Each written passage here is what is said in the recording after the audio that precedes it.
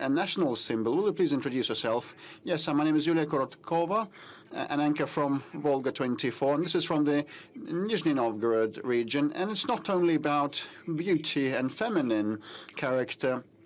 It's the embodiment of our region, the red color and the hochlama.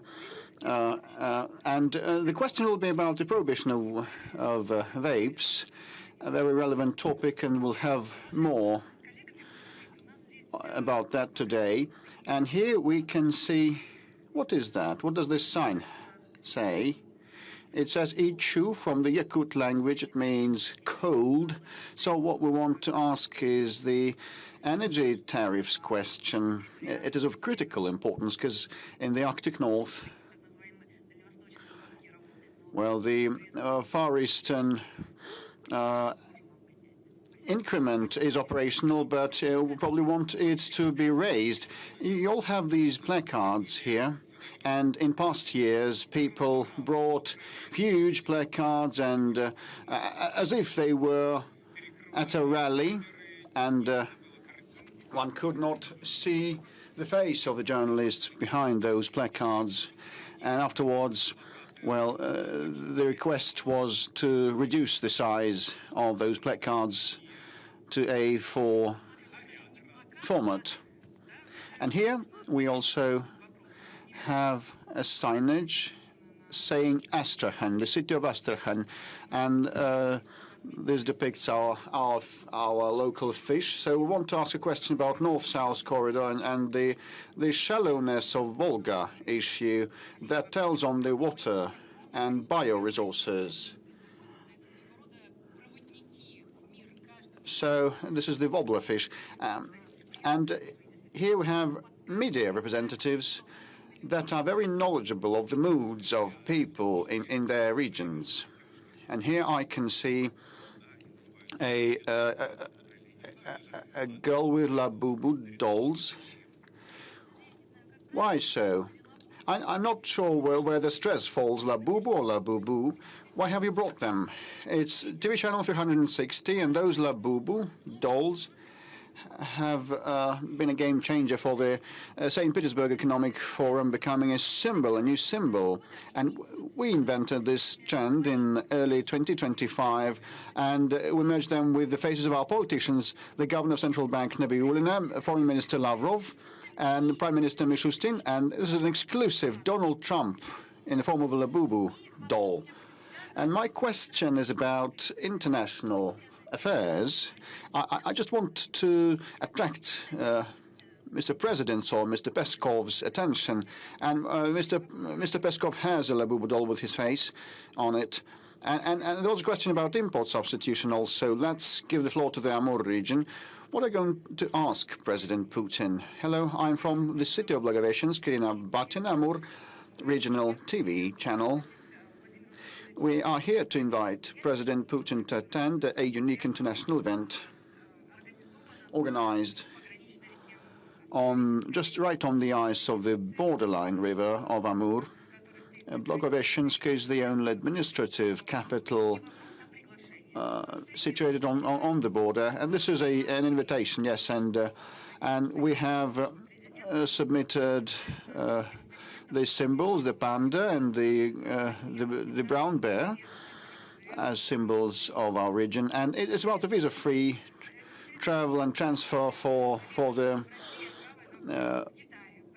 adjacent regions of Blagoveshchensk and the Chinese bordering region. So we invite the President to feel this sensation of being on the borderline between Russia and China. And I cannot skip this person, Yevgeny Podobny, the hero of Russia, the only media representative decorated with the Hero of Russia star.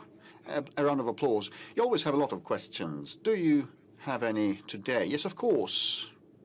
I do, Pavel.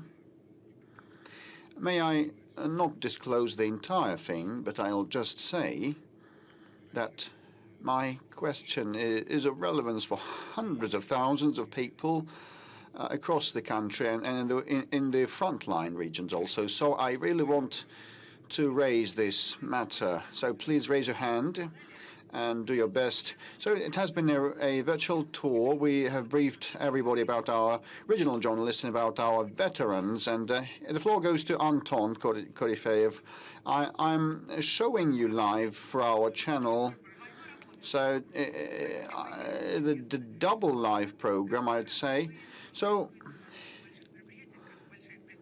which time is that you are attending? The outcomes of the year, or the big press conference? You know, I've been remembering back in 2001, the first grand press conference for regional and international media was held, and this was a novel thing back then. So probably since 2001, it's been 22 times, quite a lot. Yes, I'm a record setter, and people want to have a pic with me. I'm a celebrity. Alexander Gamov from the Komsomolskaya Pravda newspaper. Alexander is waving to us. He's closer to you, Pavel. And we're impatient every time, because there are new things every time and each time. So I've taken the center stage, and I'll be able to see President directly from the first row. It's a long-awaited event, and minutes are remaining before President appears. And it is a live program, and we have already started, and the entire country is following us. The interest is huge, up and down the country. Tens of millions of people are streaming us live, and we have received lots of serious questions and other types of questions too. For example, when the banknote with the Oreshnik missile on it will appear, is it easier for President to talk to allies or foes, or to himself? And who is better, Messi or Ronaldo? There's a question from a children's editorial. And would you like your knowledge to be transferred to the digital format to be used by the AI? Also a question for President. And without a doubt, ladies and gentlemen, your questions will be the best. And here we have a young man with a placard saying, "I want to get married." And over there, colleagues have prompted me, how can President help you in getting married? And why are you so far from one another, you and that girl who wants to also to get married? You should sit next to one another. You should sit next to one another. Tell a few words about yourselves. The demography is a very important topic. Yes, this is what I just want to ask about. Demography. And I actually have a girlfriend, and we got acquainted at school, and we've been together for 8 years. And I come from Ekaterinburg, from Paul's homeland, and I work for the 4th TV channel.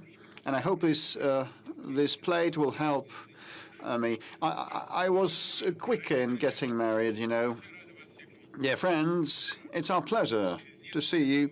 Just in a few short minutes, President is coming, and we will start the outcomes of the year with Vladimir Putin. It is a combined hybrid format, combining the annual grand press conference and the call-in. Is a novel format for the entire world. In 2 years, we've been able to collect around 3 million questions and requests from our people, and we will alternate questions from our people and from mass media. Please raise your hands, as always. Be as succinct as possible when you ask your questions. The shorter your question is, the more colleagues will be able to have the floor. As always, the content of the phone-in, the press conference, is scrutinized, and afterwards a set of instructions by President of Russia is compiled. This is going to happen this time too, and the People's Front will work hard in the course of the year so that each message, each application from our people is analyzed and taken care of, and municipalities and regions and federal authorities will attend and handle that. So please convert your phones into the silent mode. Very soon, the head of state is coming. Is going to start shortly. Thank you, Mr. Peskov. I just want to recall a quote by President saying that each law becomes obsolete the moment it is written and enacted, and only direct contact with people helps us being up to date. So this is the biggest asset of this program, direct communication and the opportunity to feel the pulse of time. After calls in, new laws appeared regularly and amendments were introduced, and probably this will happen today too. Once again, People's Front has been of assistance, huge assistance in processing all the information, all the inputs, as well as volunteers and veterans of the special operation. And when we started the collection of the questions, I just wondered, asking the head of People's Front, you received a huge array of questions. Will you send it down to the instances that shrugged off everybody with formal replies, or will you do it differently? And he said that acute issues will be on special control and supervision and under supervision. And also we have a virtual assistant called GigaChat. And here it comes President of Russia, Vladimir Putin. Please welcome.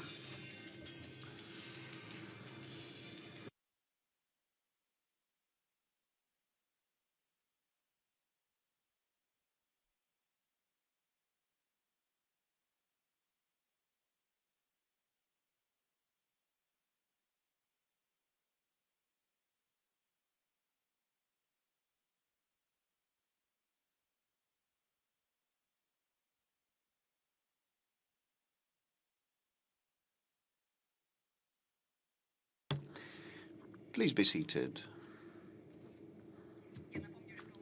I'll remind you that we will receive the applications and questions until the end of the program. You can either use the phone number 8800 200 40 40, send an SMS or MMS to 04040, or use the social media of contacting the Klasniki, or use the website moscowputin.rf, or use the chatbot on Max Messenger, used for the first time, and this is a very, very popular channel today. Now we have more than 2.5 million questions, and we're about to begin asking President Putin questions. And just a couple of words, Ekaterina and I have sifted through tens of thousands of your questions from all across Russia, from abroad. And of course, out of these 2 million questions, there are messages from different people. Understandably, many of these topics are overlapping, and we've tried to systematize, to classify the questions, to make sure that we cover the topics that are of relevance to millions of people. And understandably, there's one topic that is of the greatest importance to everyone. There are many issues and questions on social policies, but in the forefront are the issues of peace and war. You've said on multiple occasions that we are okay with how the things are going at the battlefront, but is it going to be peace, or is it going to be continuation, given what Zelensky is saying? So far, we're not seeing the willingness, but let's remember what all of this started from. It was back with the coup d'etat in Ukraine back in 2014, as well as the deception about there being a possibility to address all of the issues via Minsk agreements. But afterwards, in 2022, when everything was on the verge, when the Kyiv regime, the Ukrainian regime, basically unleashed a war in the southeast part of Ukraine, we said that we would have to recognize the unrecognized republics. It would be better if you leave these people in peace and let them leave without Russophobia, without coup d'etat. Just withdraw your troops from there. Back then, they didn't want to do that, and after Istanbul. At first, they basically initialed those drafts, and then they basically threw them in the bin. And this is what we're seeing right now. They're basically refusing to finish this conflict via peaceful means. That said, we are seeing things, and we know there are signals, including from the Kyiv regime, indicating that they are willing to engage in some type of dialogue. The only thing, and I would like to say something that we've been saying for quite some time, we are willing to put an end to this conflict via peaceful means based on the principles that I outlined in July last year when I spoke at the Foreign Ministry of Russia. The root causes that brought about this conflict have to be addressed.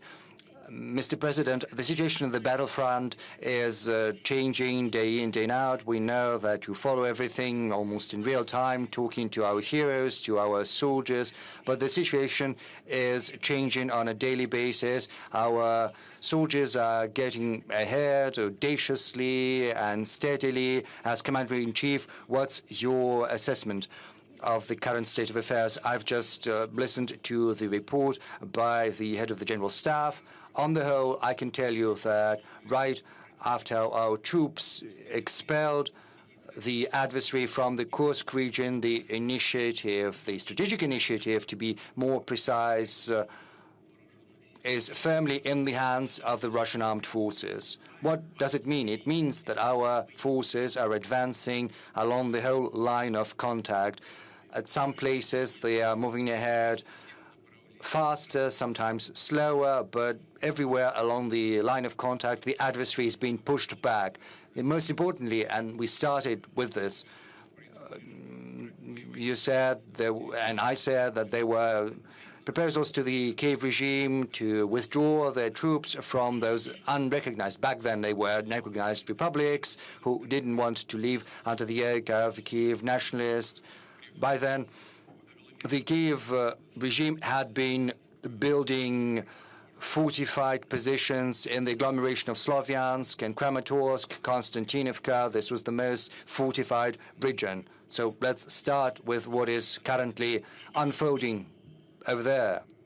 Just recently, the head of the General Staff, the head of the group of forces, as well as the local commanders, the head of the brigade that I received at my office, reported me on having taken Seversk, which is an important settlement, and from there it's possible to move closer to one of the most fortified regions, to part of this agglomeration, which is Slavyansk. A little to the south from there, our armed forces active in the South Liman direction. The troops are in the city already. The battle is raging, and very soon it'll be taken. A huge percentages under our control, but the advancement is going to continue. I said that Konstantinovka is part of this agglomeration, and the battle is already there. More than 50% of Konstantinovka is under Russian control. I have no doubt whatsoever that this settlement is going to be taken as well. There was an important development, namely the taking of Krasnoarmeysk. Because from Krasnoarmeysk,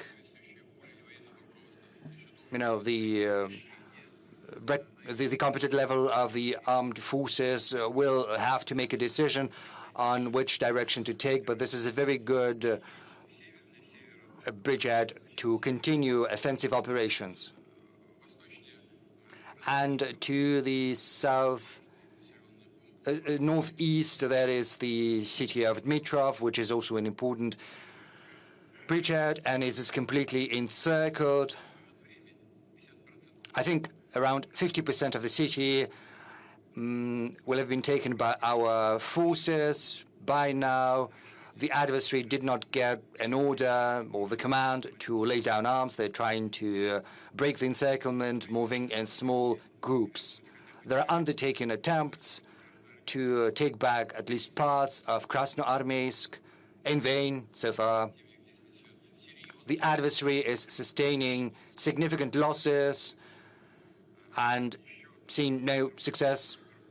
Another group of Russian armed forces, East Vostok Group, is making great headway across Zaporozhye region, liberating one settlement after another. As you know, currently the battle is taking place in Hulai-Polye.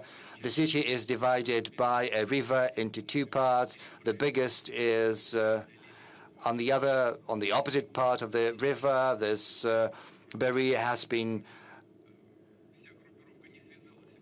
bridged, and the battle is raging inside the city, but an important part of the group of force of Vostok is moving even further, liberating one settlement after another in Zaporozhye region.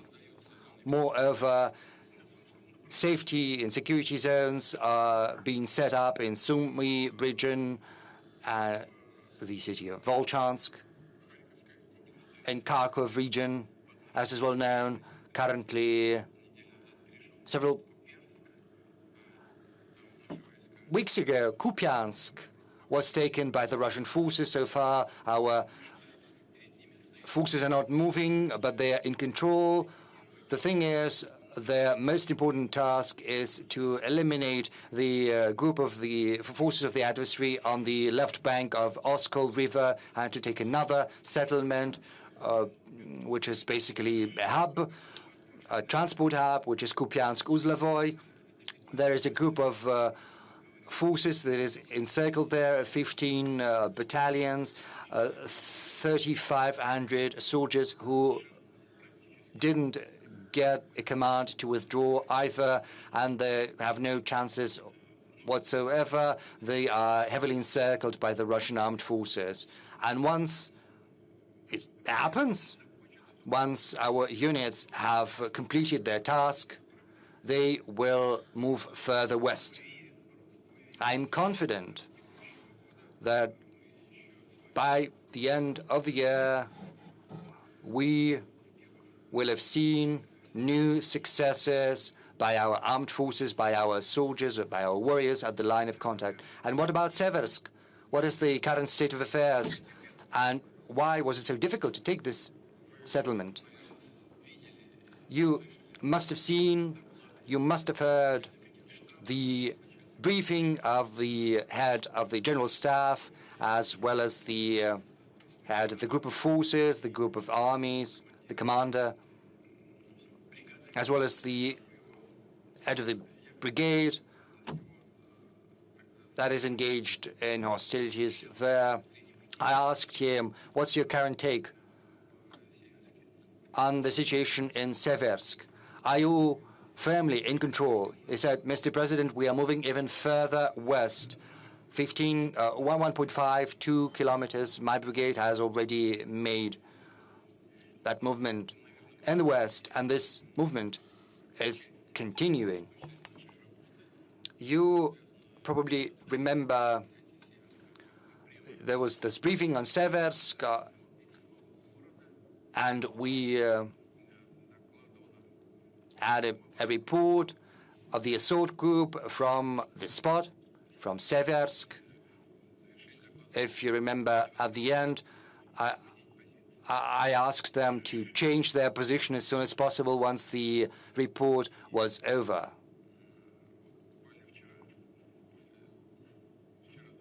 And I think it was yesterday, because time is flying by. We had a meeting at the Ministry of Defense, and once the collegium was over, there was an award ceremony for our warriors. Was it yesterday or the day before yesterday? Yeah, there was an award ceremony for those who participated in the liberation of Seversk, and once that was over, I went back to the Kremlin, to my office, and I asked the head of the assault group to come by, see me, because I wanted to talk to him about the current agenda. I do that from time to time when an opportunity presents itself. And we also had a meeting on the preparations for today's event, and he came straight to the room of the Security Council, and I asked him to say a couple of words so that every colleague can hear what's the current state of affairs in Seversk, how it happened, and he started recounting, just a couple of words, very briefly. And once he went away, colleagues asked whether we could invite him to the direct line. I said, well, you can ask him, but his leave is not that long, so, we phoned him, and he's here. He agreed. Naran Alexeyevich. There he is. Naran, is that correct? Yes, please, be seated. Take your seat, yeah. Am I correct? Is this how this happened? Yes. If you've got any questions about what is happening in Seversk and how the liberation took place, you can ask him directly. I think it's going to be better. Let's give a round of applause to a hero of Russia. Let's welcome him. Naran Alexeyevich, we saw you during that TV bridge, but we don't know you personally. Can you tell us a little bit about yourself? Where are you from? How long have you been participating in the special military operation? Where did you start? I'm from Kalmykia. I started from Solidar. First, I was just an soldier, and now I'm head of the sword unit. Well, he started just as a driver, and right now he's a head of an assault unit, and more than 80 people are under his command. And he's also a hero of the Russian Federation. Don't be modest.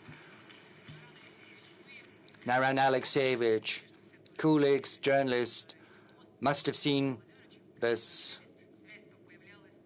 this meeting between President and yourself and the colleagues. The communication was spotty at best because of the signal. Right now, we've got more time, and could you tell us a little bit about how Seversk was liberated? We would very much like to learn how it happened. Of course, share what you can share, what your soldiers did. I can repeat my question.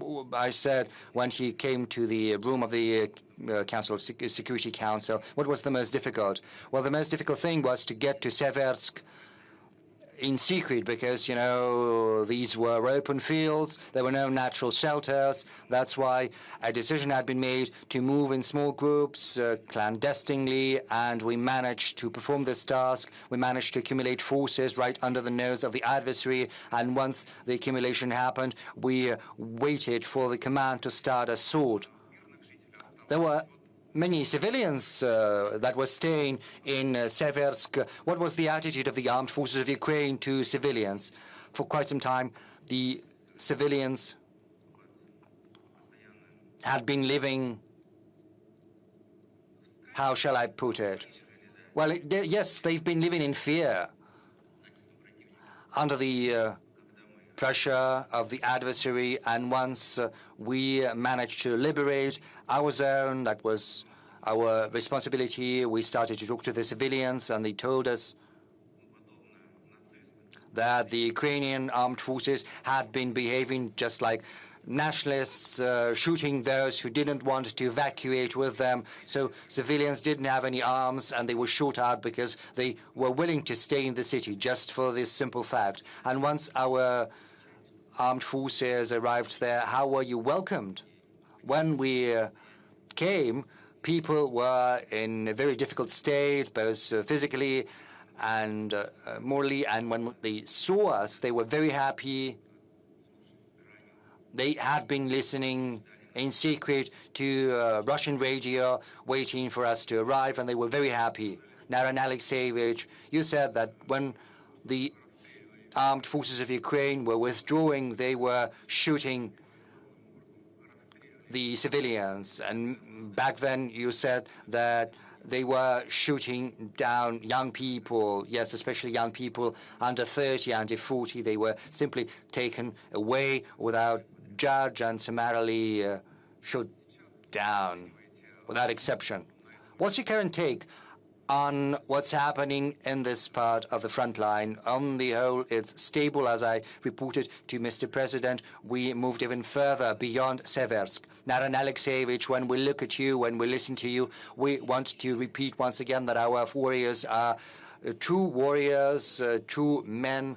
And what's the morale of your guys, of your soldiers, those who are under your command? We are working conscientiously and steadily, pursuing the tasks set before us by the Commander-in-Chief, and the goals of the Special Military Operations will be accomplished. Naren Alexeyevich, how many people are there under your command, and what are the losses that you've sustained? In my assault group, I've got 157 people, and when Seversk was being liberated, 24 groups had been employed to the total number of 84 people. There were minimum losses because we were moving in small groups.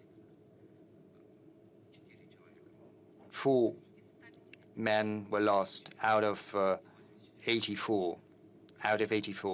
Those 84 had been participating in the assault itself. Let's thank the hero of Russia once again.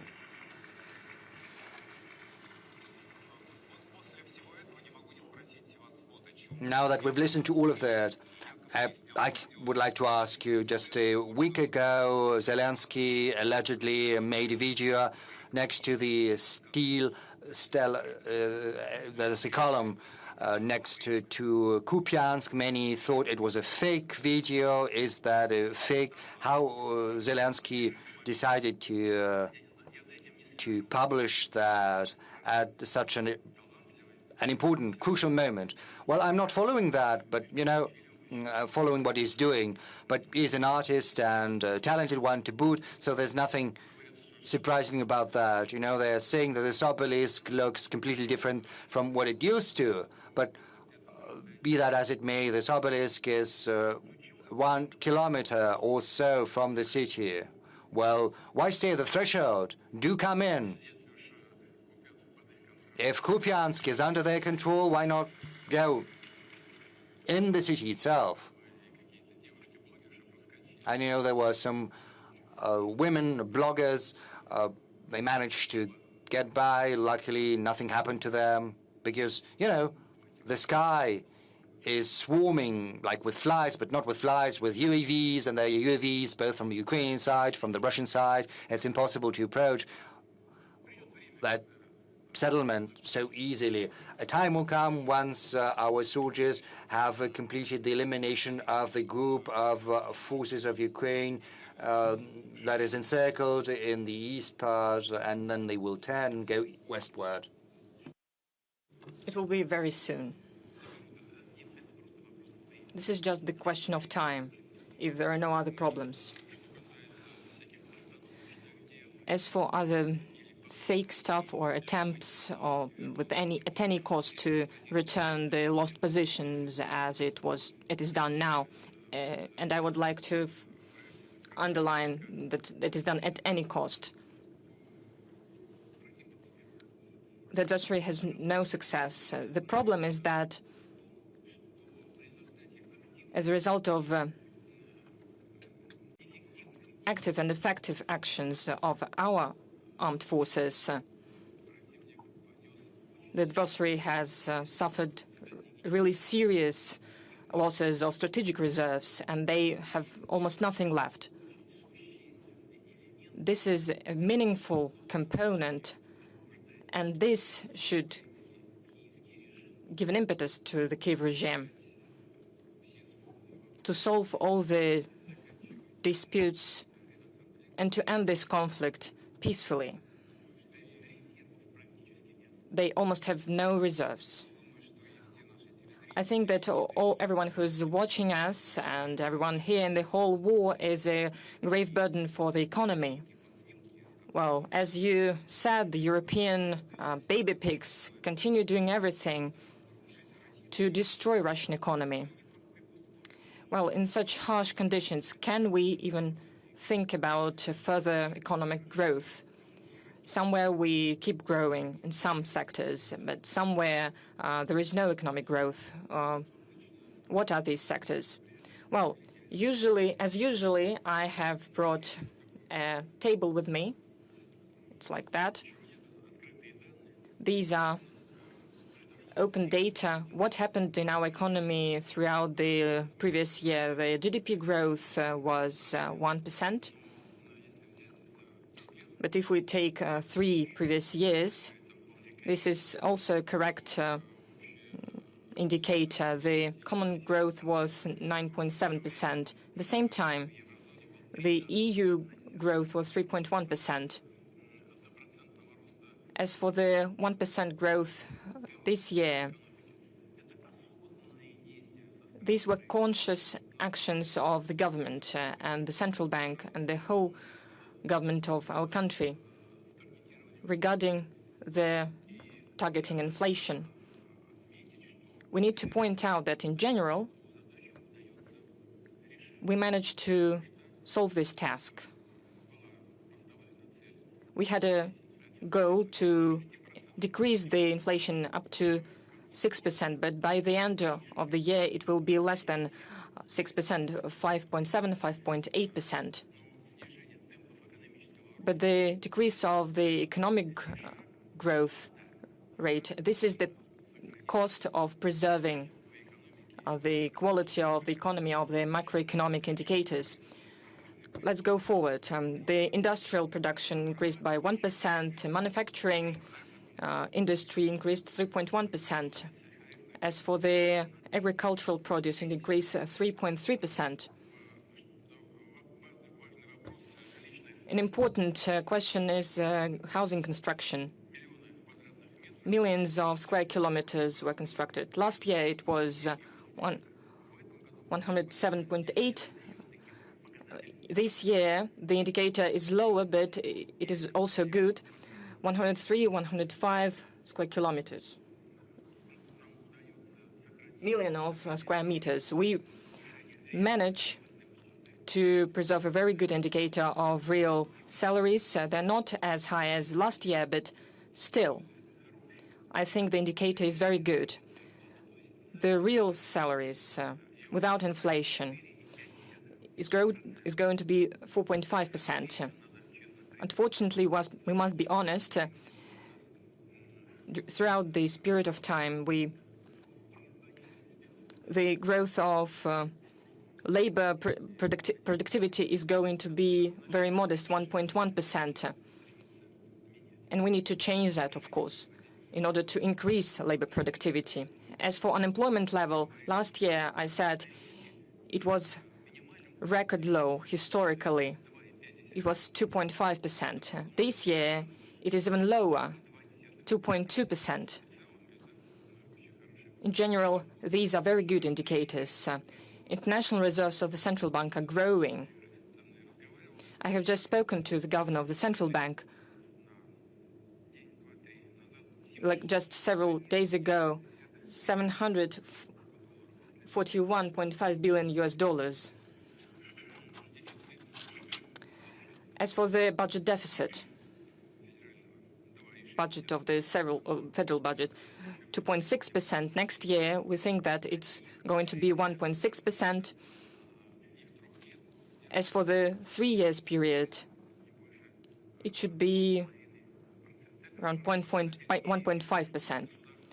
This is a very good indicator regarding our state debt. It's one of the lowest among the developed companies. We have we have spoken with our colleagues. It is 7.7%. And in the next 3 years, it will not be more than 20%. Well, these are the indicators. What is more important, the principal thing is that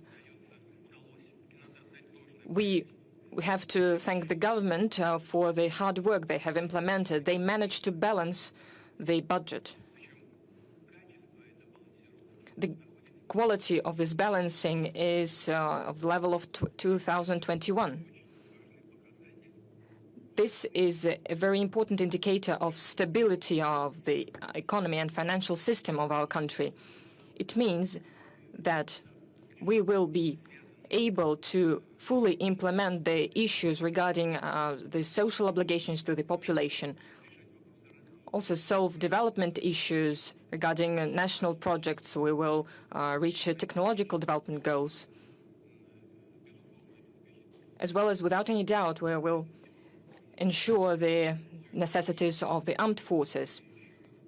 And all of this combined speaks about the stability of the economy and financial system, which is absolutely under the control of the government and the central bank. Well, the journalists would like also to ask their question. Our format is combined. This is a direct line in the big press conference. So let us start, give the floor to the journalists.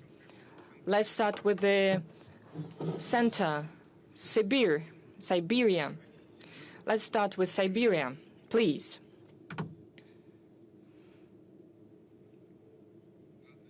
Hello, Mr. Putin. Novosibirsk, Ivan Dvaynichnikov, Gorodskaya Volna Radio. Everyone knows that Novosibirsk is famous. And it's a famous city, and in the recent years, with your support, Siberian Circle photon source was started to be constructed. This is a unique plant, a unique facility, not only for our country, but for the whole world. It will allow us to implement new investigations. Despite our sanctions, despite harsh economic conditions, we managed to create fully Russian production. We need to launch it. We are going to launch it next year. The question is it really possible, and what we need to do for the young scientists to work there? Next year we're going to launch it, and we are waiting for you at the opening ceremony. Thank you for reminding about this. This is a good news, which is very good for everyone participating in the process. This topic appeared during the Council on Science at the auspices of the President of Russia, which was in 2018. The colleagues from the Siberian Institute of Science, the Institute of Nuclear Physics, spoke about the necessity of creating such accelerator. Truly, we had some problems, slowdowns because of sanctions, but we managed to complete this work. This is great, and I would like to thank everyone who had to do anything with this project, and I would like to congratulate you on that. This is truly a success.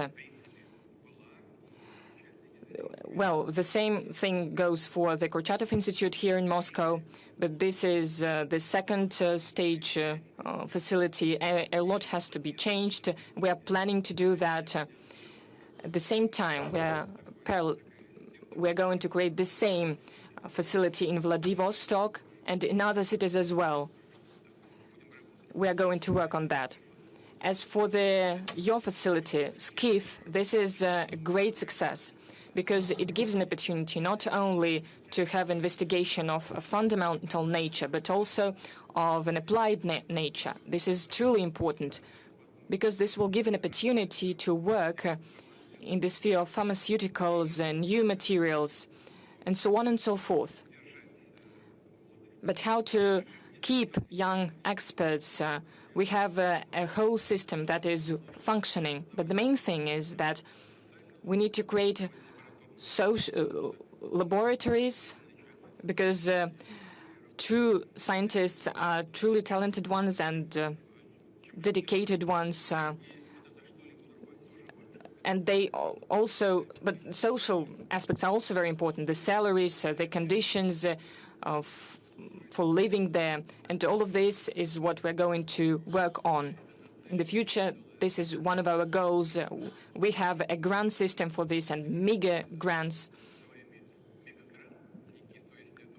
We know the scientists that are called mega grantors. These are the scientists receiving such mega grants. We have raised this issue at one of the meetings with them. So we need to create conditions so that young experts would keep working there. We need to create a horizon for them to be seen, the horizon of investigation, not for 2 or 3 years, but for 5 years or more. And we have already done this, and this allows us to prevent the outflow of stuff. Many people come back. I have personally spoken to such scientists. These are young experts that used to work abroad, but they come back to Russia, to the native land. And our so-called Western colleagues help us very much in this. Why they come back? First of all, there are great laboratories, great opportunities, but one of the main causes is that they are really concerned about their kids, because it is impossible to send kids to the schools in those countries. Well, we have protection of traditional values on the agenda. And together with the other conditions, they decide to come back to Russia. And there are more and more such people. Well, we'll keep working on all of these tracks. I'll try to come to visit. Let's give 2 more opportunities, a couple of opportunities to the journalists. Please don't shout. Well, I have the patriarch of the Kremlin pool, Alexander Gamov, please. Alexander, if you have a question, you haven't raised your hand. Yes, please. Thank you very much. Alexander Gamov, radio and newspaper Komsomolskaya Pravda. Mr. Putin, this year Komsomolskaya Pravda celebrates 100 years since the publication of the first newspaper. We have received an order of valiant labors. Thank you for this high praise. We would like to thank you. I would like to remind that the first direct line was hosted by us. But, well, I have a question from our newspaper. I would like to know how now is developing or implementing the program of the Time of Heroes. You were the initiator of this program. Do you follow this project? How people participating in this program cope with their work? Those people who are now working as the leaders of regions, how justified is this program, and how long we're going to have this program? What other postings we're going to see? Thank you. You know, first of all, let's remember the participants of the Great Patriotic War. Those who were fighting in the fronts of the Great Patriotic War came back. They reached great results in culture, in science, and education. When I went to university, I had teachers who were participating in the Great Patriotic War. We respected them greatly. There was those who were gravely injured. I had a teacher who didn't have a leg and he had a prosthesis, but he was an excellent expert in his sphere. We all remember him with gratitude. And we remember the knowledge that he gave us. Let's remember Mr. Nikulin. And there are so many scientists who excelled in their spheres and truly gave effect, truly were important for the development of our country. And the participants of the special military operation. Let's take Narina Alexeyevich. I couldn't recognize him really because the hall is very big. But he was given a mic, and there is a camera, people knowing what they're doing. But when he entered the Security Council in Kremlin, he spoke there, and everyone was looking at him very carefully. there is great potential that the people, the guys from the Special Military Operation have. But this is one thing to fight, and there is other thing to be a leader of a team or be a head of a big company or a region or a ministry. You need a talent for that. Of course, there are hundreds of thousands of soldiers in the Special Military Operations Zone. Not everyone wants to have such a career, civil career, but those who want and those who have potential, who have education, experience, are ready to receive it. It means that the government must do everything to give such opportunities to these people that are truly ready to fight for the interests of their own country. I've already explained how this idea appeared. I met young people, students. I looked at them. I looked at how they were communicating their ideas. What were their goals? What are the promising goals for the country, by their opinion? So when I listened to them, I had this idea. It's important to give opportunity to such people, such young people, to stimulate them. Of course, we need to prepare them, to train them, without any doubt. That is why we started this program. I thank the heads of the regions of the Russian Federation for promoting this program regionally. And it is truly functioning, and I'm truly glad for the people who participated in the first stage and the second stage. Some of them have become governors, vice ministers. They work in our biggest companies. Several people work in the presidential administration, and they are truly successful. Of course, there are some difficulties. Some of them may try to work in some other sphere, but the program itself is functioning successfully. Mr. Putin, colleagues, there is a very important piece of news from Brussels. There was the failure. It was a real failure to take their assets. They cannot steal them, but they're trying. But still, they cannot do this. Well, stealing is not really correct definition for that. Stealing, this is when someone is doing it secretly, and they are doing it openly. This is a robbery. This is a robbery. Why they fail to do this? Why they fail to implement this robbery? Because the consequences can be really harsh for the robbers. Why is that? It's really hard to do that, because they declare that they're not going to rob it, to take it.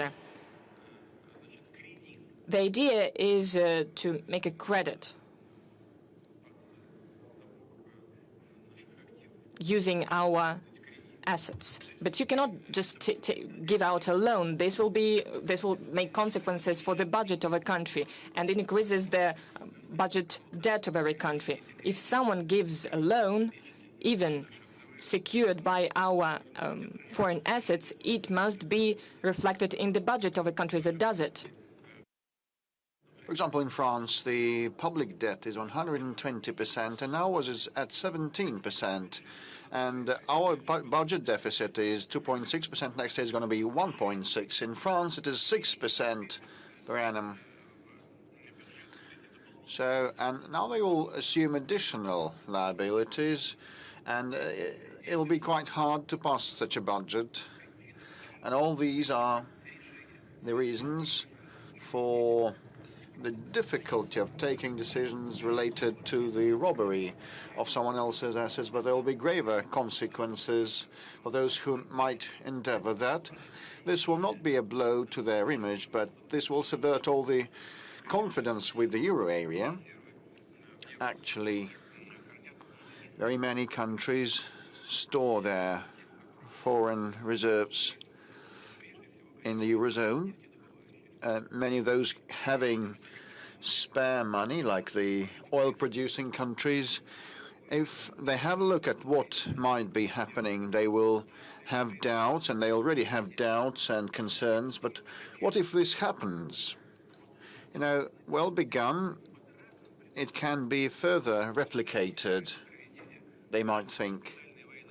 Now, some people dislike the conduct of the special military operation and the fight against neo-Nazism in Ukraine.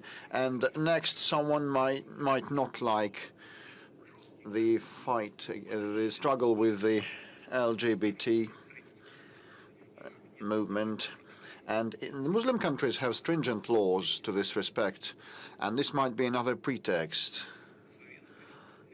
for the alleged expropriation of sovereign assets. Why not? And they might find other pretexts.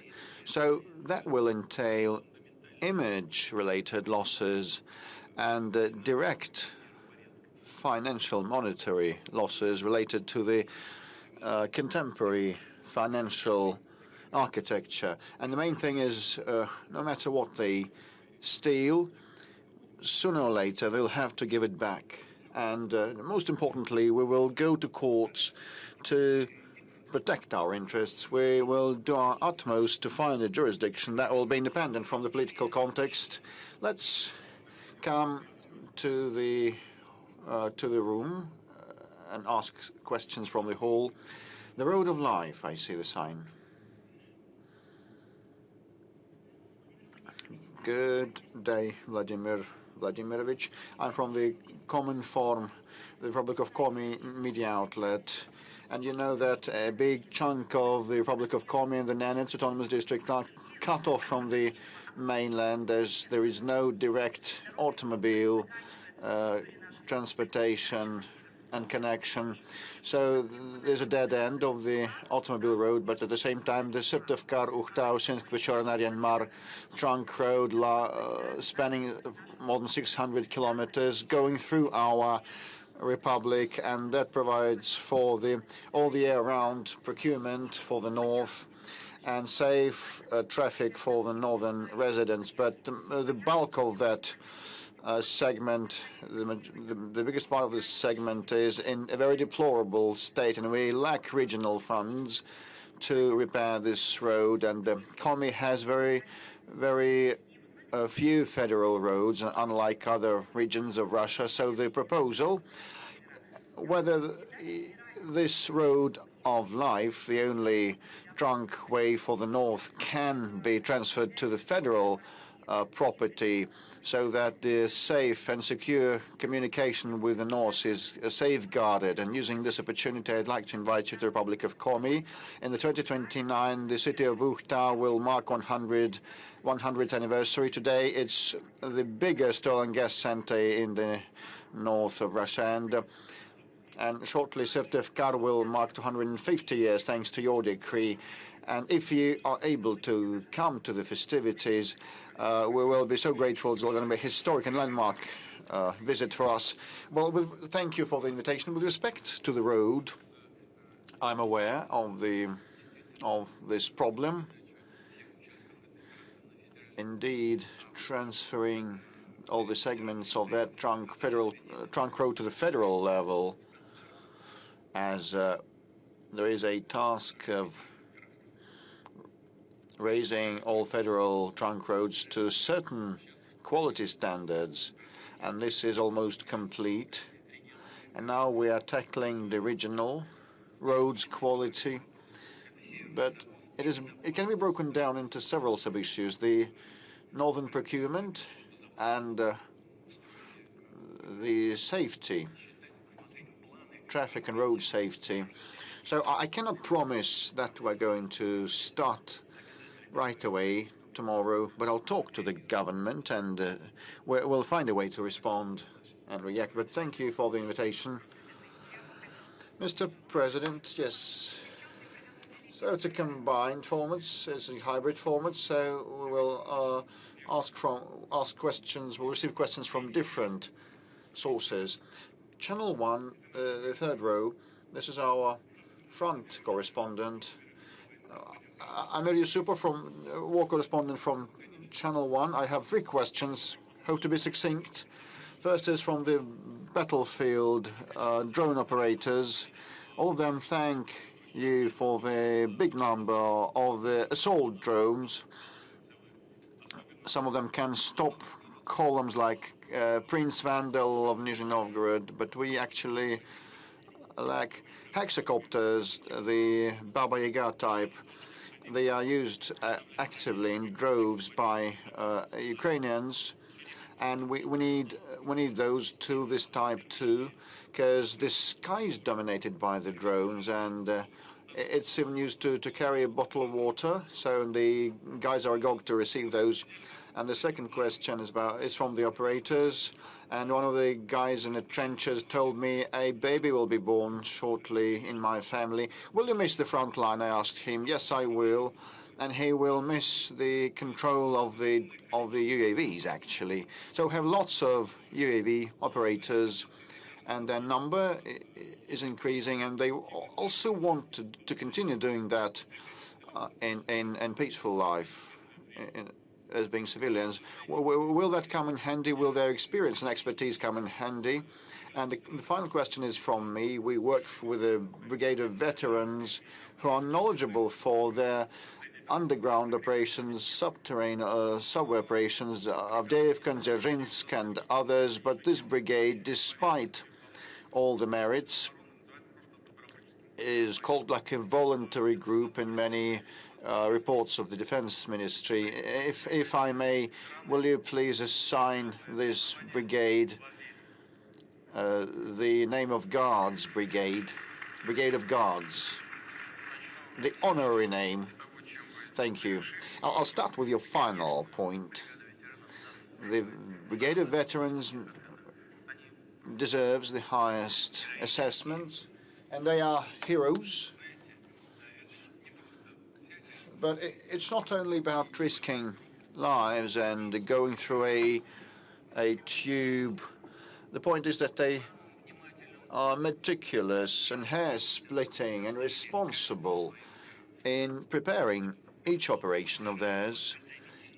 And a lot of preparations were done with all the driveways and procurement and exit points and enter points.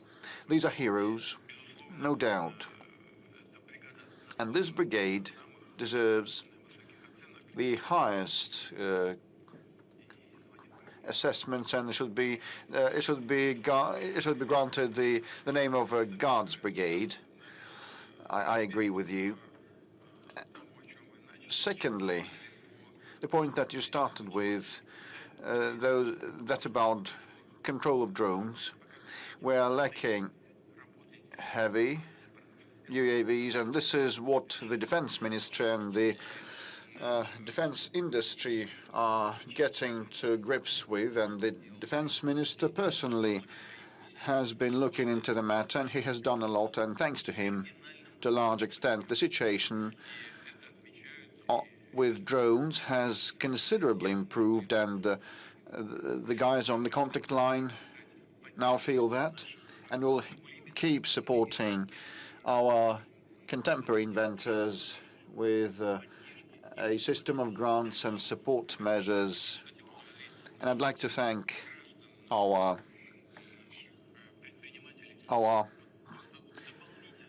caring people and entrepreneurs. They have collected 83 billion rubles of donations, and that was spent on different things, but to a large extent on drones. I must say directly and frankly, one shouldn't shy that. We have become leaders. We still lack those heavy drones like Baba Yaga type, but with respect to the number of drones, we are ahead of our adversary on all the segments of the front line. This is an obvious fact, a hard fact. Now, with respect to the civil life application, in order to confirm this leadership, well, this can be confirmed actually only if those items used in fighting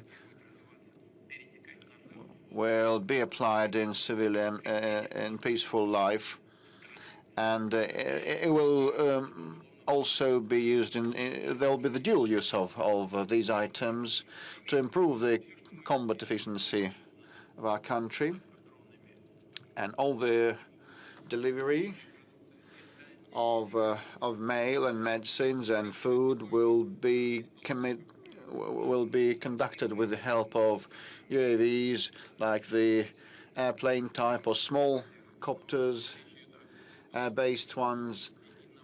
I'm speaking about the UAVs in general, airborne and seaborne, and we are making big headway in this respect, and this will have the support of the government in future.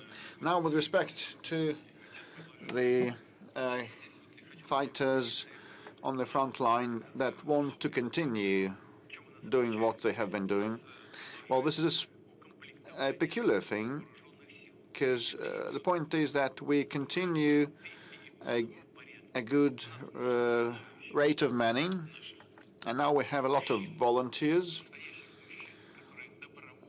that want to volunteer to the front, conclude contracts to join the army, and they volunteer to defend their motherland and the interests of our people.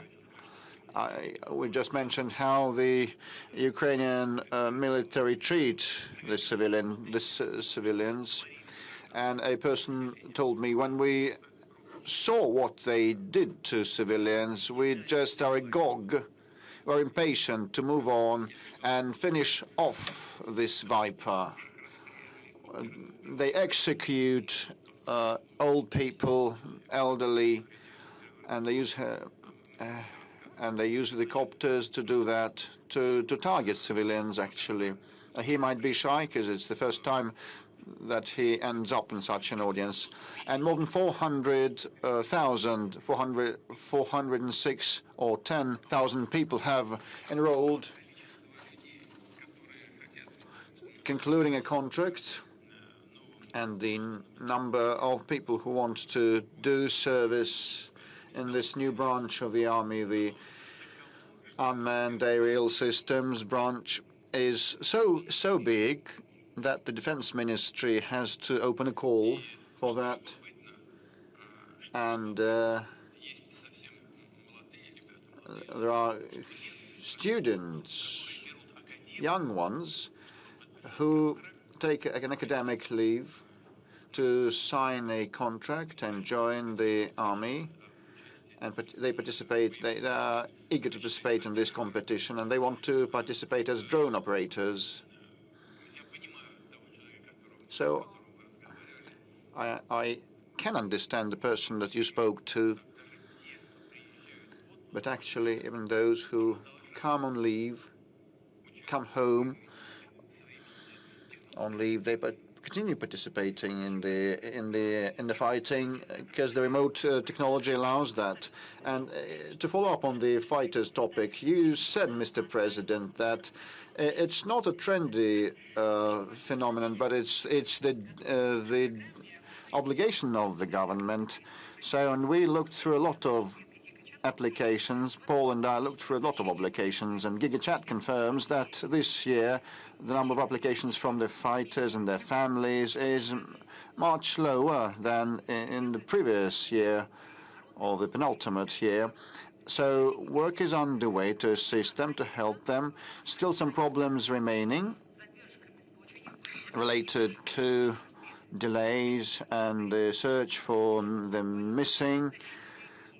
Still a lot is done just in a matter of days. For example, Alexei Gushin from the Lov region wrote to us he was gravely wounded 2 years ago, and he was unable to receive a payout of 3 million because not all the documents were available. And finally, the amount was accrued, and one of these days he's to receive the full amount. And the mother of a fallen hero, Lyudmila Orlova from Beloretsk, said that her son lost his life last year and was posthumously decorated with a medal, but she could not receive this medal. And finally, the volunteers looked into the matter, and now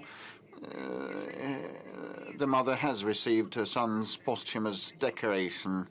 and to try to get it for a year, and only after caring, attentive, and thoughtful people attended to that, this was resolved. And just yesterday or the day before yesterday, you said at the Defense Ministry College that there is still room for advancement. And now we'll have a look at a video from Kristina from Novosibirsk. Good afternoon. My name is Grebe Kristina. I'm a widow of a fallen serviceman. We live in the city of Novosibirsk, and there are two kids left of 4 and 6 years of age. So the question is, currently I would not receive the pension of a fallen serviceman and other benefits. My husband lost his life in January 2024. On the 10th of December that year, I received the death certificate. And, a year passed since then, and we're yet lacking this pension. Can the timeline for consideration of these applications be expedited so that the pension on the grounds of a loss of the breadwinner is allotted on time, should be allotted on time? Christine, first of all, I want to apologize to you for this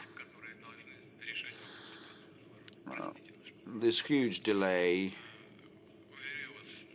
of the relevant services, on the part of the relevant services, and in your case it's going to be resolved quickly, but the problem is in existence. And not long ago I had a meeting with Madam Civilova Anna, who reported me on the work of the Fund of Fatherland Defenders, and she's Deputy Defense Minister now, and she has told me that still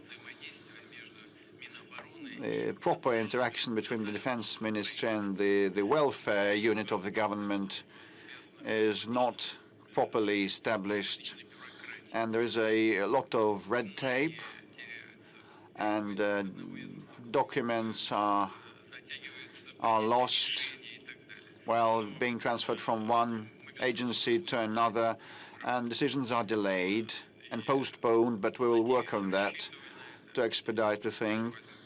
I will definitely keep track of that personally. I'll look into this issue.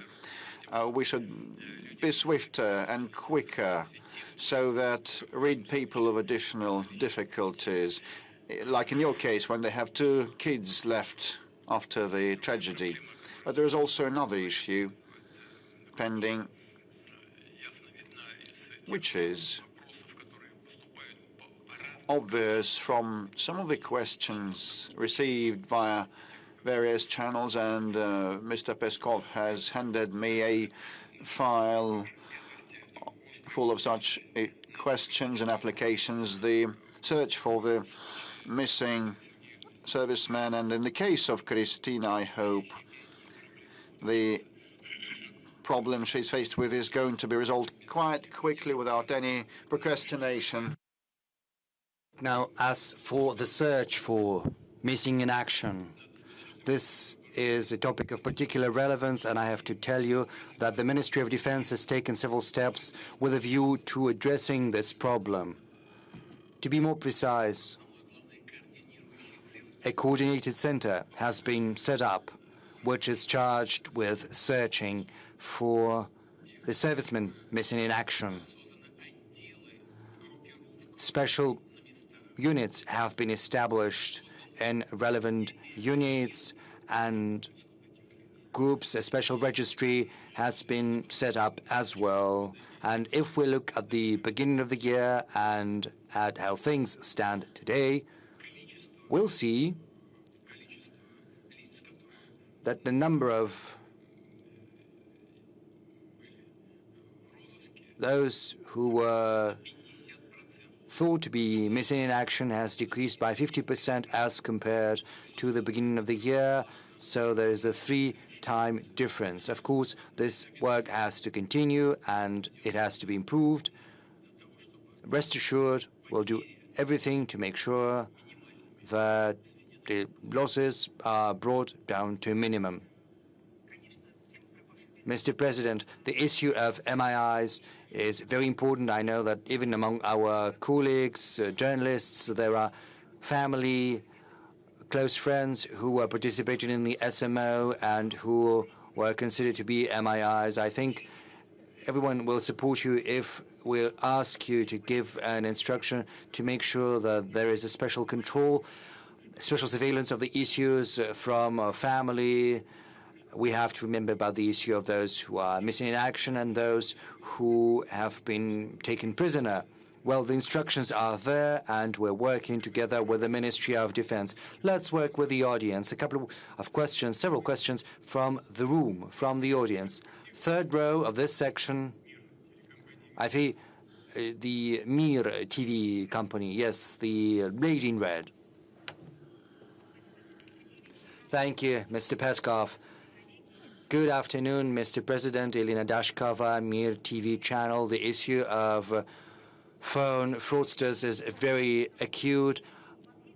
What about the measures taken by the government? Have they worked? Do you have any statistics on how we've managed to bring down a number of citizens who've been defrauded by these fraudsters? Yes, we've got some statistics. These measures have worked. They've yielded some results. And I think a lot has and should be done to address this issue. The number of such crimes has decreased by 7%, as the Ministry of the Interior has briefed me, and the losses have decreased by 33%. On the whole, there are some positive results, but I would like to address the citizens of the country. Fraud is still very much an issue. And the more sophisticated our devices are getting, the more sophisticated our life is becoming. Fraudsters are becoming increasingly sophisticated in their turn in the ways they use to defraud the citizens and to swindle them and take their money. So whoever talks to you, whoever is calling you, and, given the AI capabilities, if someone starts talking to you about money, about property, just put down the phone. Just put down the phone right away. If someone is talking to you about property or money, not a single word. If banks, or there's someone personally, if you want to address an issue, just go in person, see someone from the bank. I would like to ask you not to talk about money or property on the phone. More questions from the room. I would like to ask the journalists to be as succinct as possible. Yes, we see a young man here, young gentleman, Children's Editorial Office. Good afternoon, Mr. President. My name is Maxim Zakharov. I'm with a Children's Editorial Office. Recently, you said that sometimes you drive a car across Moscow streets incognito, and when you speak at meetings or right now, you are in possession of a treasure trove of information. I would like to ask you how you get this information about what people really need. Well, I didn't say that exactly like that I drive incognito, that I drive myself. I'm just saying that sometimes I drive without the accompanying police cars and all that.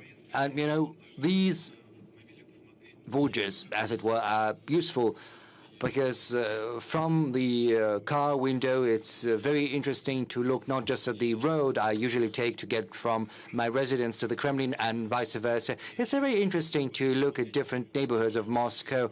It's interesting and curious to see what's happening around. As far as verified information I get is concerned, I think the most important thing that provides me with that information, well, this is an event like this. Just imagine 2.5 million people have sent their messages and questions to the direct line. Of course, it's impossible to cover all of that and process all of that in the course of these several hours we've got. But, 2.5 million messages.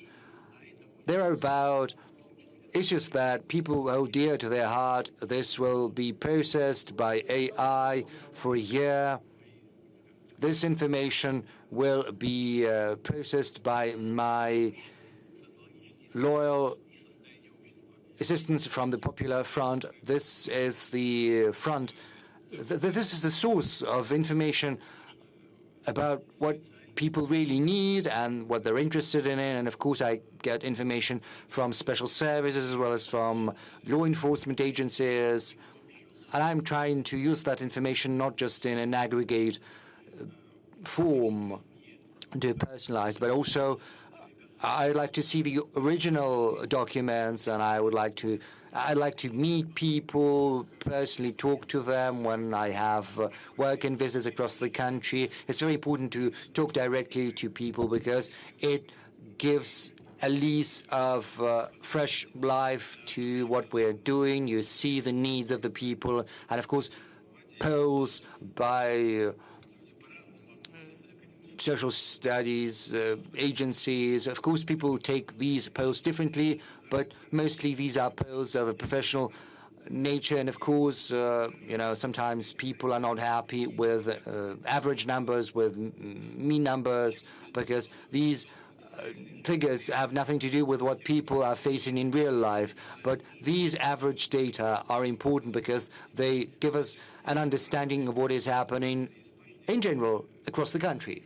So this is a variety of sources which provide me with a fairly objective picture of what is happening in the country. A couple of more questions from the audience. Yakutia, yes, please. Good afternoon, Mr. President. Oleg Kolosov, Saka TV.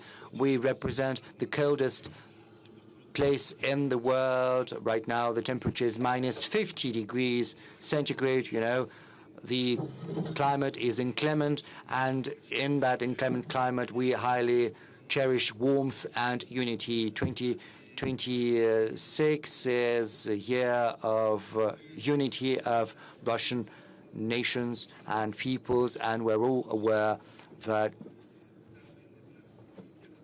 the special military operation is bringing unity. And as a military correspondent, I know that our servicemen are fighting shoulder to shoulder, regardless of their religion or ethnic belonging. And they have this chevron, this shoulder patch, God with us, we're Russian. So what kind of patch would you choose for this year of unity? And next year, we're opening a unique center of epos and arts, and also an arts school that is being built at your instruction. We'd like to take this opportunity to invite you. Yakutia is also known for its cinema, and right now a film is being made about a hero of Russia. So we will look forward to getting your support for this movie, as well as for both for making the movie and also what kind of measures will be taken to support different Russian peoples and nations. We pursue a deliberate policy of supporting different languages and cultures and arts of different peoples living in the Russian Federation. We're doing that via school, via media, via literature. You've mentioned several avenues in Yakutia, and the people of Yakutia are very talented. It's no coincidence that a music school is being built there. I was once visited that, and it's developing, young people, young children from all across different settlements and towns and cities get together and they engage in creativity. Cinematography has taken off in Yakutia as well. Yakutia is developing very fast. Moreover, Yakutia is also providing us with servicemen which are unparalleled across the world, I suppose. And you've mentioned this film, this movie. We will certainly do everything to support that film once it's released and before, in the run-up to its release. And as far as this year of unity of Russian peoples is concerned, I think this is the right thing to do, especially amid the special military operation, because when a country is faced with such trials and tribulations, it rallies together. And as you aptly mentioned, people, when they are under fire, don't care what religion they profess, what ethnic group they belong to. You know, there's a joke in such situations, if there is a God, and I do not doubt there is a God. But, you know, people are divided in different churches, but that may be very well may be so, but we all share common values, all peoples of the Russian Federation. And in the course of the special military operation, that is something that is getting increasingly to the forefront. We can see that. It's apparent and evident. We see that very well. You know, I just remembered, we have just spoken. The reports on the taking of the city of Seversk, you remember I had a commander of one of the brigades in my office during that report. Once the reports were over, the video link was shut down, and I started to talk about the zone he was responsible for at the front line. We spoke about some daily matters, and all of a sudden he tells me, you know,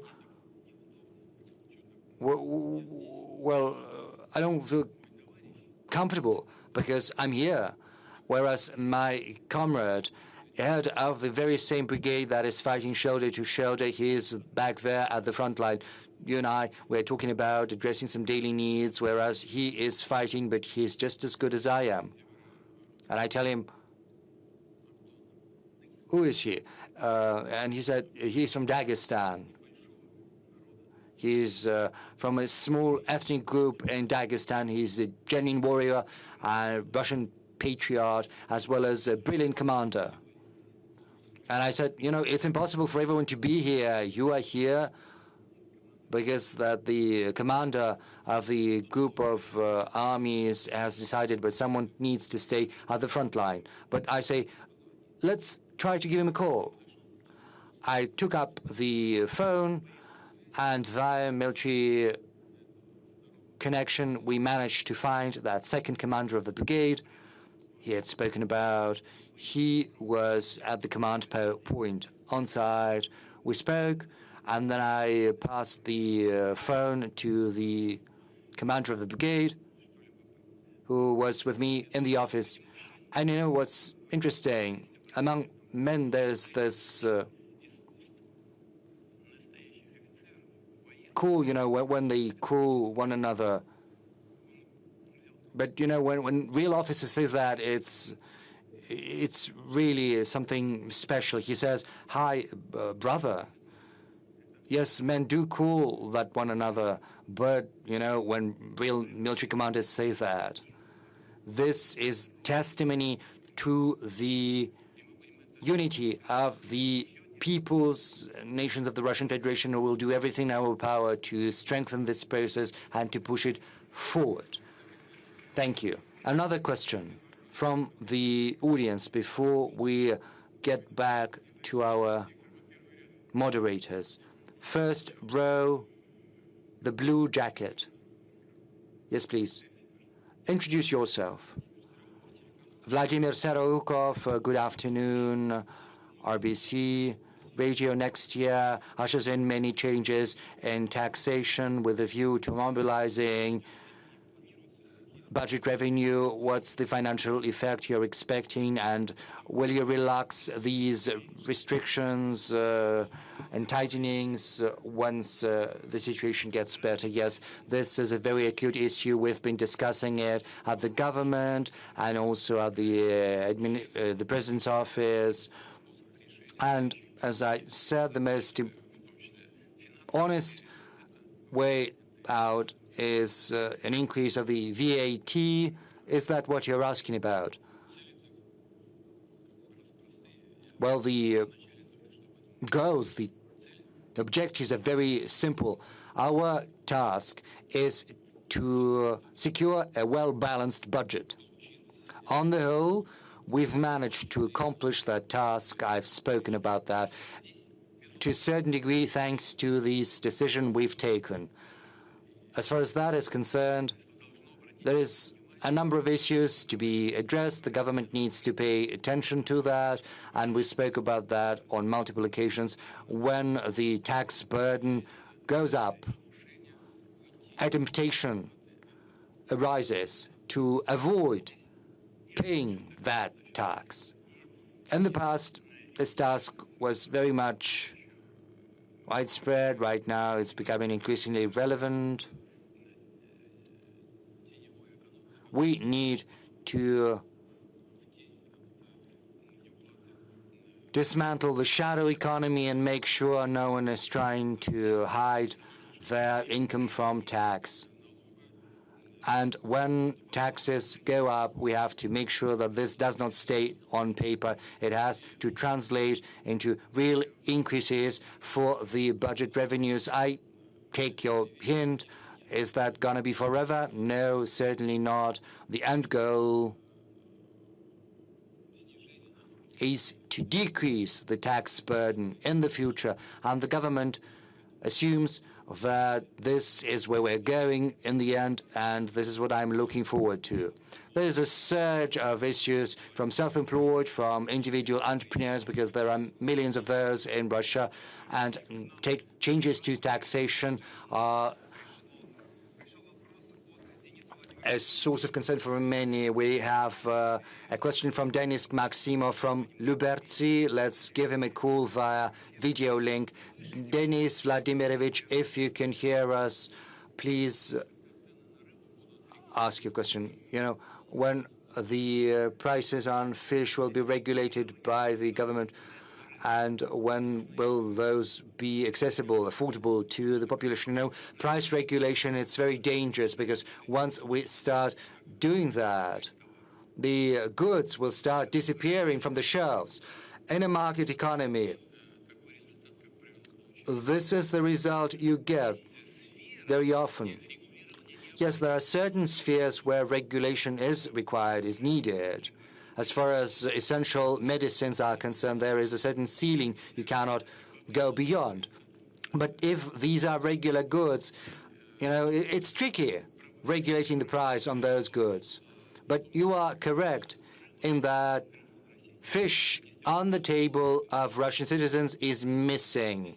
There are certain norms, and so far we are lagging behind those norms. But we have to go a different way about that. We need to improve the logistics. We have to make sure that the fish produced from the Russian Middle East can get as affordably as possible on the table of consumers in the European part of Russia. Transport capabilities have to be enhanced. We also have to address that via taxation. We have to create an environment to make sure that we continue building new fishing vessels. There are many issues that have to be addressed and that have to bring about the result we desire. Please, if you hear us, ask a question. Hello, Mr. Putin. Hello. My name is Maximov Denis Vladimirovich from Liberty district, Kraskova. We have a family business. It's a bakery. For 8 years, we have a very convenient patent system for taxation. Since the new year, we'll have to pay an income tax and we'll have to pay the VAT. That is why we need an accountant, and this will be additional costs for us. We understand that our country is in a difficult situation. We understand that the increase of taxation is necessary, but I think it would be more useful for the state and for us individual entrepreneurs to increase our payments 2, 3, 5 times. It would depend on the volume of our produce. Well, the situation is difficult. We are not optimistic about the future. Some enterprises will close, some will go into the shadow economy. What can be done about the legislation? Well, this is your bakery behind you. Yes, it is. Mashinka, was it called in honor of someone? This is my eldest daughter. What are you baking there? Is it delicious? Well, I hope so. I hope so. Well, Denis Vladimirovich, regarding the essence of your question, first of all, there was a form of benefits for the small enterprises, what was registered by the government, what was done by the government. Especially it regards the trade business and the individual entrepreneurship, small enterprises. The process has started. They mean that we use these instruments, these forms of business, for uncontrolled input of uncontrolled black input. That is the problem. It doesn't mean that we should create problems for the production business. I'll pay attention to that, and I'll make the government pay attention to that and the relevant governmental structures. As for the accounting, please do pay attention to the fact that it will not be necessarily compulsory to spend additional money for accounting. Big financial institutions provide different services, banking and accounting services. You could ask, for instance, a Sberbank. They can help you with that. And this will not bring additional costs for your business. It will not bring any additional financial burden for you. But you are right that the production business with the transfer to the new taxation should not suffer. And I promise you that the government is going to face this issue. But anyway, I wish you success. Success to your Mashinka, to your daughter, and to your business that has such a beautiful name. Well, maybe you can send us something delicious. With pleasure. On my side, I will work with the government regarding the support of your business and other businesses alike. Thank you. By the way, an important piece of news, central bank reduced the key interest rate down to 16%. So we are moving forward. You know, the central bank is always under pressure. There are many disputes about the key interest rate. The difference between the inflation rate, by the end of the year, it will be less than 6%, 5.7, 5.8, maybe 5.6, and the key interest rate is at the level of 16%. The expert expected a possible decrease by 1%, but by the law, the Bank of Russia is independent. And I try not to interfere into the decisions that they're making. I try to make everything so that they were not influenced from other institutions. But the Bank of Russia does everything necessary, and they're very responsible in their work. In the end of the last year and the beginning of this year, we spoke to the governor of the central government, to the economic bloc of the government. We said that it is necessary to target the inflation. and to make the necessary decisions so that the macroeconomy of Russia would be healthy, would be solid, so that the economy of the country had a solid foundation. The difference between the real inflation and the key interest rate is one of the lines of criticisms against the central bank. What is the problem? In reality, there are many problems. One of them is that, as I have already said, I have mentioned it, if not, I will say it now, one of the problems of today is the reduction of the investment activity. During the first 3 quarters of this year, minus 3.1%. But the Bank of Russia registers a little decrease. But the activity, serious continuity, continues in the credit sphere. The number of credits that is being provided is almost not reducing, not significantly. This is the merit of the central bank. That is why it is necessary to be really careful and cautious, so not to avoid the surge of inflation. So it would not be necessary to take any steps backwards. So the worst thing are the fluctuations, and the Bank of Russia strives to reach stability in this sphere, which is of paramount importance, and we have to agree with that. Well, the decrease of 0.5% or more, well, I'm not going to give any evaluations at the expert level. There are really good experts that will give their evaluations. But the reaction of the real economy sector, well, will be very well expected. Well, I know what it could be. According to the official data, official inflation is one thing, but the real inflation is different. We receive many questions about this. We ourselves go to shops and we see how expensive everything is. Well, the average inflation is around 6%.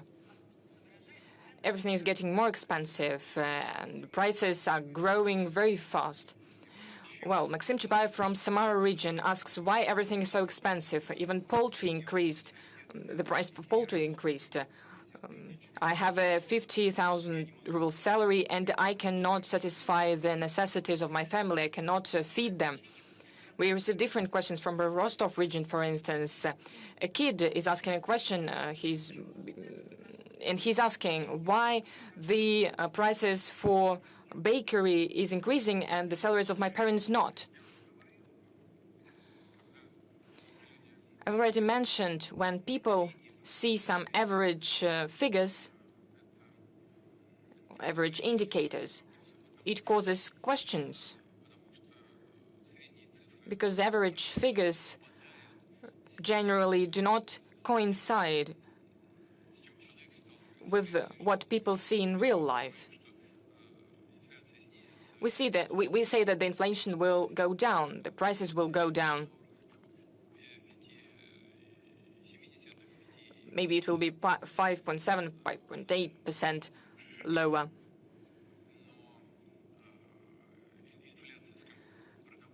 But the food inflation, for instance, can be even higher, and it is higher. And it depends on the food basket that a person needs. If, for instance, these are protein products, poultry, for instance, then it affects the budget of the family. It's nothing good about that. We also need to point out one more thing. Maybe last thing of the year before that, we were critical about the actions of our colleagues from the government when the prices for eggs have inflated, but now they have decreased by almost 10 or 16%. So these are important factors. Without any doubt, we need to follow closely what is happening in every segment, with every group of population. Regarding families with kids,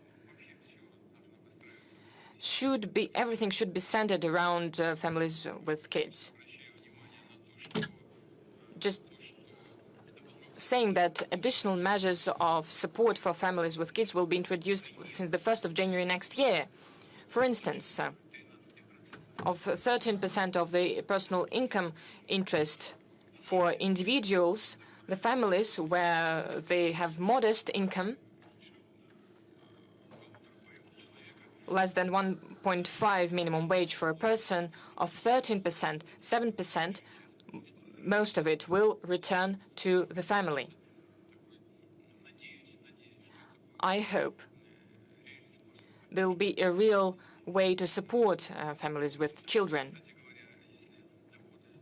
And if income of a family is less than 1.5%, then they need additional benefit for every child in the family. Well, I'm not even speaking about other components of supporting families with children. Of course, it is not enough. We understand everything. It's not. We all understand that it is not everything. But what can we do? We will keep improving this system because the policy of the state on the federal and regional levels should focus on that. And of course, we'll try to increase the level of salaries so that the income, especially the income of families with children, would not decrease.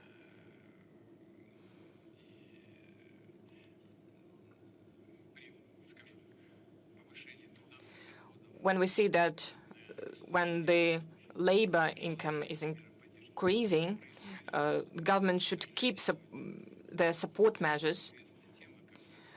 Well, it is a very well-known topic when a family with children receives some kind of benefits, support, then the labor income increases, but the state reduces the benefits that the family has been receiving. So when the income increases, the overall income with the benefits should not be reduced.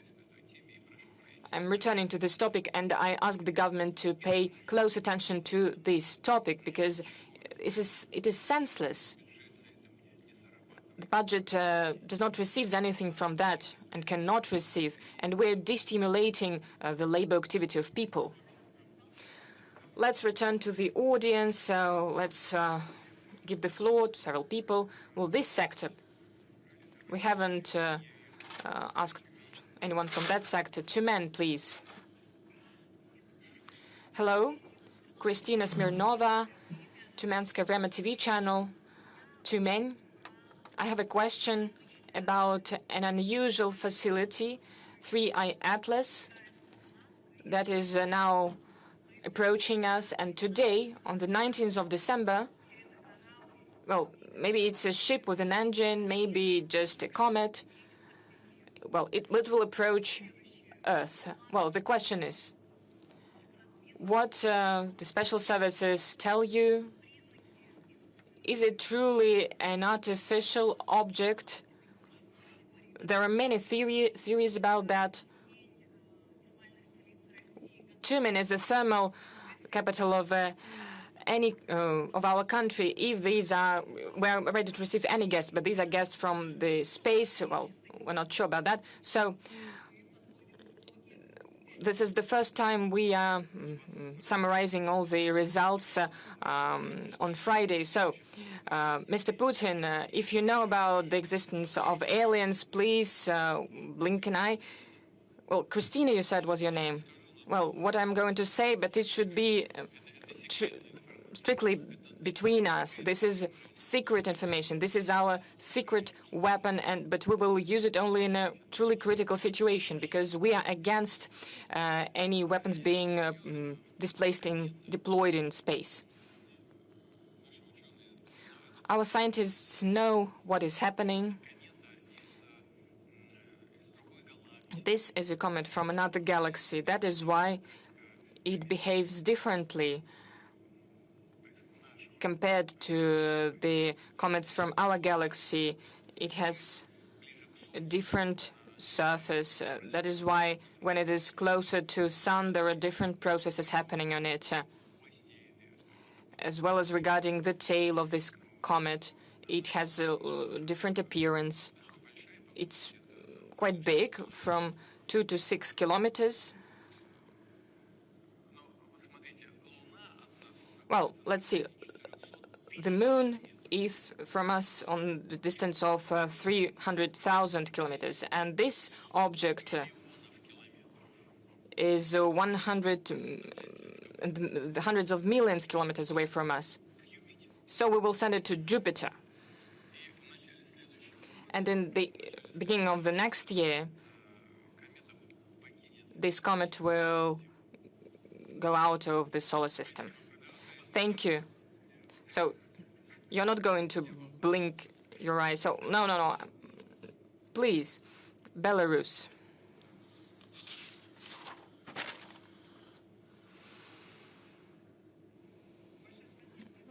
Thank you very much, Mr. Putin, for giving me such an opportunity. Victoria Sienkiewicz, First Informational Channel.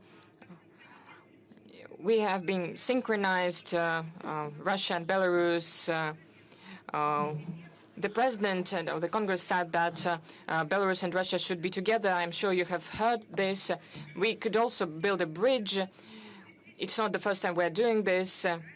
We are truly glad that the Oreshnik is entering combat duty in Belarus, as well as the tactical nuclear weapon was given back to us. But not everyone is glad about our union between our countries. Poland closes its border to other countries, or the polygons are being created, or our assets are being. They want to rob our assets. They want to steal our assets. What can you say about the actions of these European baby pigs? Thank you for this new diplomatic term.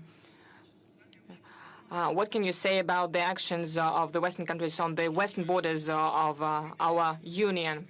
As for the term that you have mentioned, well, I was speaking to the military, and I said it. I was not really meaning anyone specifically. I usually never say anything like that. I was speaking in general terms. I was speaking about a group of people, as legal people say. All of this appeared to quite a long time ago. But the relations is what really important, relations between our two countries. I watched live the speech of the president of Belarus at the All-Belarusian Summit, Congress, and I have to congratulate him on that. His speech was very meaningful and excellent. I would like to express my gratitude for this assessment of the state of Russian-Belarusian relations. As for the security issues, we are solving them bilaterally, as well as the context of the CSTO. You have just now mentioned Oreshnik. Alexander Grigorievich spoke about the Russian tactic weapons, nuclear weapons that is being stationed on the territory of Belarus. We regularly have exercises of the groups of armed forces created by our ministries of defense. We are closely cooperating between each other. The security of the Union State is in very reliable hands, and it will be guaranteed without any doubt.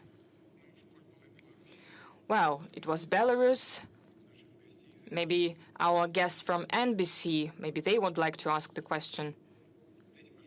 Please, could you give them the mic?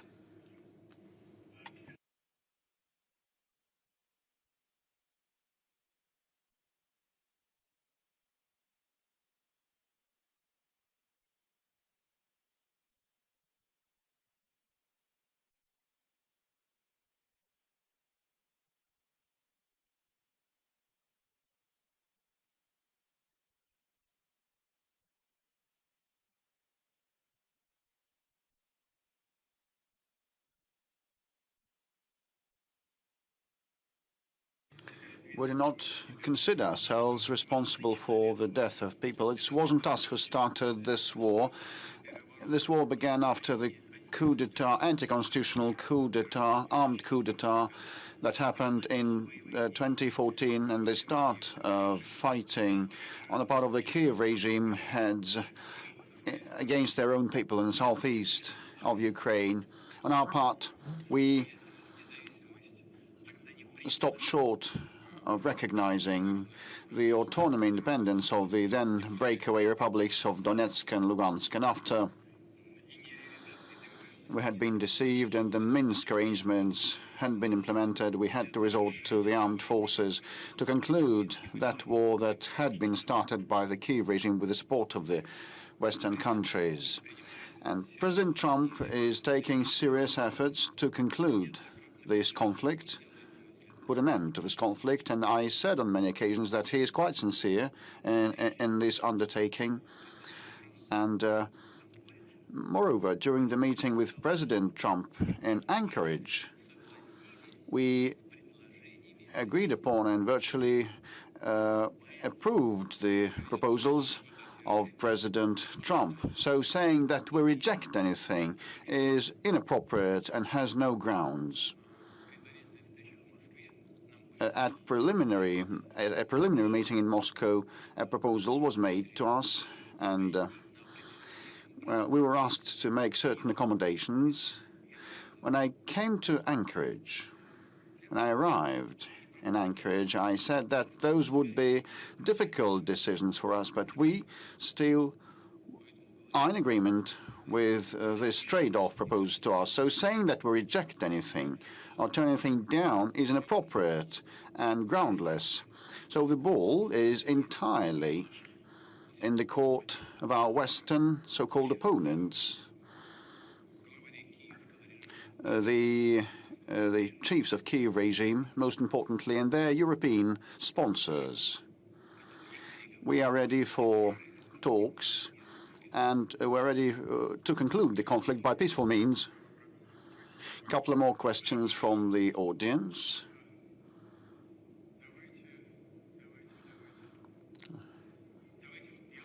Belgorod, for example.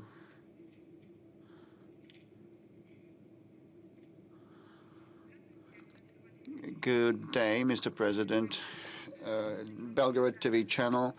Definitely, I must mention that we will be so happy if you find the opportunity to visit us. And today, the frontline Belgorod region, as well as in other borderline regions, has the issue of communication that is high on the agenda. The UAV attacks, notifications, and remote education for our kids, and diabetes. Children with diabetes have their sensors connected via mobile internet, and that fails without mobile connection. So will you please introduce the sensors for diabetes children, put on the white lists so that they work even during the peril of attacks?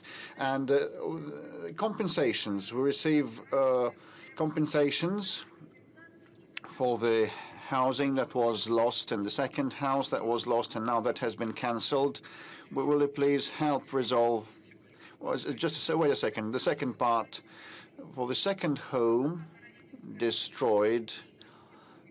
So, like if two houses have been destroyed, and this is true for some minor number of families, and people take mortgage loans, and actually the payout that they receive from the government is insufficient. So will you please provide compensation for the second home lost?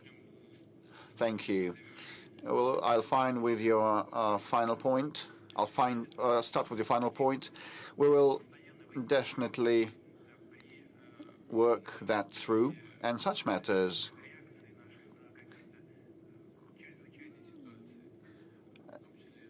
crop up when we have to respond to emergencies like fires and floods and etc.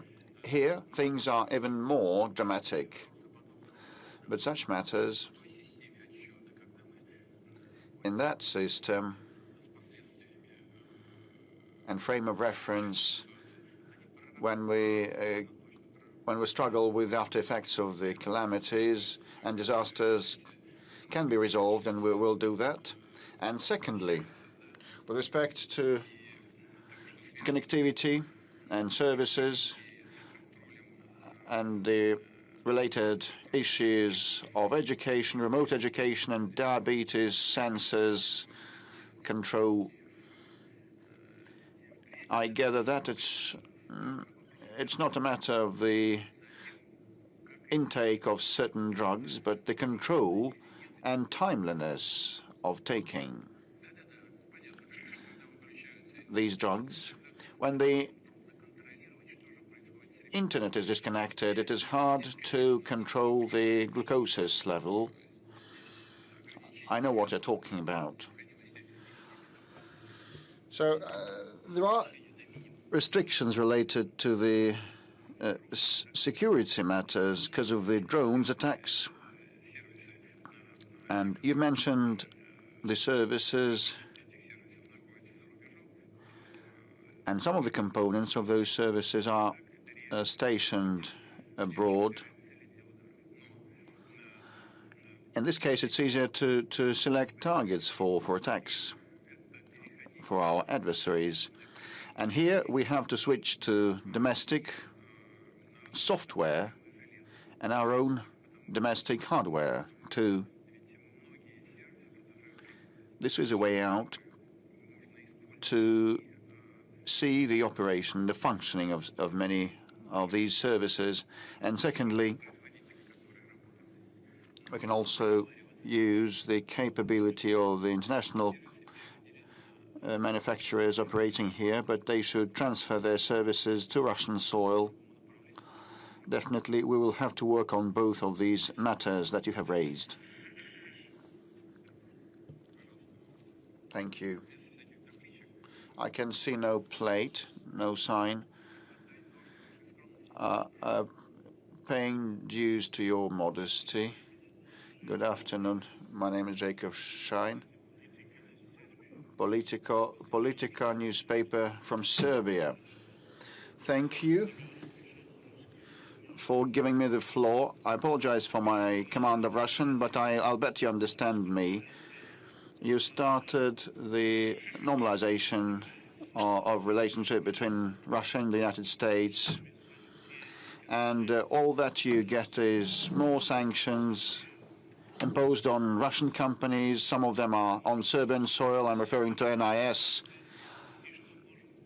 Can you tell me what the Serbian people should expect and what the future developments are likely to be? And my second question is about your meeting with Donald Trump in Alaska. You discussed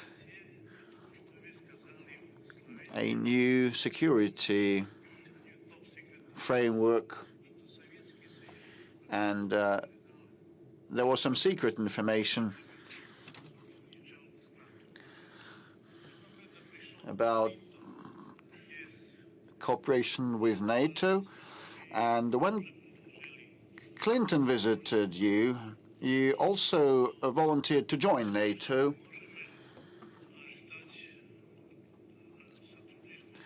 But I just wonder whether some degree of cooperation between Russia and NATO will be existent in future to avoid a war and live normally. I'll bet that I hope that next year we'll have more talks about peace than war. Thank you for your question. We also would very much like to live in peace next year, getting rid of military conflicts, and I reiterate, we actually would very much like to resolve all contentious issues by way of talks. And I hope that you will be in agreement. We'll have to eradicate the root causes of the conflict so that it shouldn't happen in future for the sake of a lasting, durable, and just peace. With respect to prospective cooperation with NATO, we had it in the past, and we also discussed a membership, first of the USSR, then of Russia in NATO. But in both cases, we figured out that we were not welcome there. And the promises that had been given to us that NATO would not expand had been ignored, and we had been deceived, and there had been several waves of expansion of NATO, and that entailed moving military infrastructure closer to our border, which causes our legitimate concern. And in this context, a new security system or framework in Europe is very relevant, rather relevant. Even before the breakup of the USSR, some clever people in Europe like the social democrats in Germany proposed to establish a new security framework in Europe, not expanding NATO, but establishing a new security framework with the participation of the US, Eastern Europe, and Russia, so that no one should be left behind or put in a difficult situation. Actually, now we don't require anything untoward or extraordinary. We're not saying that a country should not be able to select a way of protecting itself, but this should be a way that wouldn't threaten anyone, including us. Would not require anything that wasn't voiced before. We just insist on keeping the promises that were given to us by the Western partners. We were deceived, actually bamboozled, and now we want a reliable system in Europe. Now, with respect to NIS, it is a daunting task, you're right. I mean, that enterprise, that company, despite the desire to improve relations, which is seen on the face, well, the sanctions pressure continues, and that also touches upon our Gazprom Neft, oil and gas company owning NIS. And Gazprom Neft invested more than $3 billion into NIS, turning that enterprise into a state-of-the-art and efficient one. And this is the main taxpayer to the budget of Serbia. We know what the developments around this company are, and we have an intergovernmental agreement with Serbia on non-acceptance of any kind of restrictions towards this business entity. And we assume and presume that the leadership of Serbia that is friendly to us will act on its promises and obligations. Otherwise, no one would know how to invest money into an economy, even if an intergovernmental agreement wouldn't be observed. But we have some thoughts of how to move forward together, and we've been pursuing dialogue with our Serbian friends on that, and I hope that we'll find a way out, a necessary, proper way out. If I may, coming back to the question, to the issue that you have touched upon already, but will you focus on it again with respect to the children's benefits accrual? Families with many kids apply for these. They work a lot, but, you know, even if they have an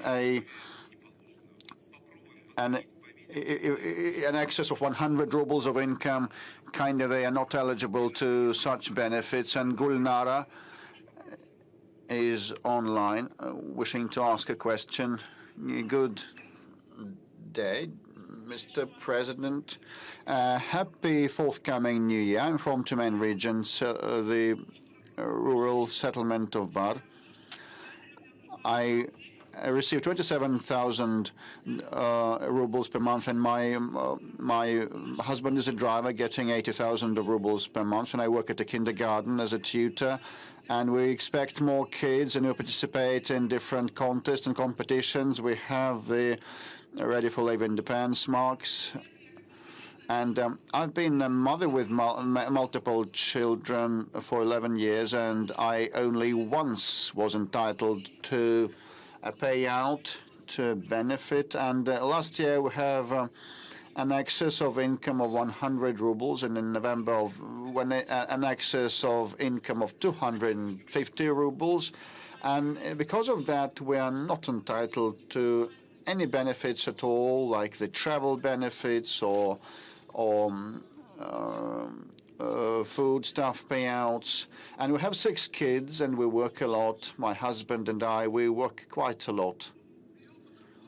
And we work extra hours, we moonlight, and we have a small farm. We have chickens, and we actually would like to get some help from the government at the end of the day. Gulnara, actually, I have touched upon this matter in general terms, responding to previous questions of this sort. I fully share your view. You have mentioned the fact that you work a lot and your income goes up. At the same time, the support you receive from the government goes down straight away. So when you earn less, you receive more from the government. So it seems it's kind of destimulating. It's pointless to work more on the face of it. But I believe that this is a mistake, an erroneous policy on the part of the government, and I'm certain that the finance ministry and the government will heed us now. It's not about economizing and trading on families with multiple children is immoral. I agree with you. I think that colleagues will see to that, and this will be resolved with respect to bills, housing bills, and electricity and other bills. I just want to remind you and all people for whom such matters are of importance that, well, the general procedure is as follows. If the spending on housing bills and utilities bills exceed the aggregate income of a family by 22%, the government is obliged to provide support. Everything on top of that 20% should be covered by the government. Are you in the know of that? I'm in the know about all the benefits in some regions. Well, Moscow is a relatively well-to-do region, and here from 10% of the spending overrun and upwards is the amount that is covered by the regional budget. And with respect to supporting families with multiple children, this is the cornerstone of our welfare policies, and I reiterate that, and I would like the regional and federal authorities to remember that before you pursue any policy, just think twice how it's going to tell on the incomes of people and families with many children in particular. And the main point of yours was about the reduction of governmental support. If your income goes up, we'll do everything to resolve that. Also, on the part of the working mothers, I hope that Gulnara is hearing us now. And here the child benefit is paid until the child turns 1.5 years of age, and many mothers say that at this age, kids are not accepted to the infancy or kindergartens, and very many of them ask to extend this period to 3 years of age of a child. So the maternal leave lasts till a child turns 3. And the kindergartens accept children mostly when they cross the 3 years of age threshold. And, mothers will not be tolerated if they do not return to work, and very many mothers want the payout to support their kids to be extended till a baby turns 3. Well, yes, until a child turns 18 months, the family gets the benefit. But, you know, the answer is very simple. There are budget constraints. There is no justification other than this one. But the government will have to think of something on how to address this problem and similar problems. As far as kindergartens are concerned, creche, and whether it's possible for a mother to go to work early, yes, this is one of the ways to address that. Not everything has been done to ensure that. A lot has been done, however, to renovate and rebuild schools. Right now, we're working on upgrading our kindergartens. I would like to ask my colleagues in the regions to listen to me very carefully when issues on renovating kindergartens are addressed. Probably it would be best to also set up creche groups right away. This is the first part of the solution. Secondly, it might seem simple, but still it requires additional attention as well as additional expenditure. We need, namely, to increase the number of hours spent by children in creche and kindergartens, not just 18 hours, probably it has to be extended, but this in turn would require increasing the number of teachers and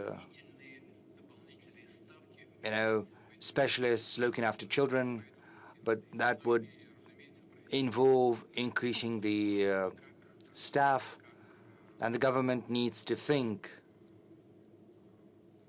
on how to go about addressing this discrepancy, this gap between 18 months and 36 months. On the whole, however, we've got more or less a refined system for supporting motherhood as well as families with children. Just to cite an example, benefits are provided to women once they get pregnant and until their children turn 18, and sometimes this benefits can be extended until 23 years when students go to universities, if this is a full-fledged education, not just evening classes. As far as families with 3 and more children are concerned, we have to pay particular attention to this issue, this status of heroine mother. You know, it has been improved right now. It's tantamount to a year of labor. There's a number of benefits that come with that. There's another component. In the past, additional points were added to the pension, but only 3 children were taken into account when calculating the pensions, whereas right now a new decision has been taken when a pension is calculated. Not just the first 3 children, but the subsequent children are also going to be taken into account, and additional points will be added to the score which is used for calculating the pension. The government will continue improving and enhancing and fine-tuning the system of measures for supporting families with 3 and 2 and more children. Let's get back to the audience. It's been more than 2 hours, and we haven't noticed how time flies by. Kazan, did you want to ask something about Islam? Mr. President, good afternoon. Good afternoon. Thank you for this opportunity. Tatar Forum, the city of Kazan in 2026. As you're probably aware, Kazan is going to be the cultural capital of the Islamic world, the decision has been made by the Conference of Organization for Islamic Cooperation, and we know that recently Russia has been steadily improving its ties with the Islamic world as well as with the global south. In Tatarstan, Rustam Minikhanov is pursuing this agenda together with the foreign ministry and also as part of the strategic group for Russia Islamic world vision. What do you think the emphasis should be in Russia's ties with the Islamic world? And the second issue as follows. Is it fair to say that Muslims all across the world view Kazan, Tatarstan, and Russia and view it as what Islam should look like in the modern world? The thing is, the Islamic world is very varied, just as the Christian world is very diverse. You and I both know that, but I'm confident that the example of Tatarstan is positive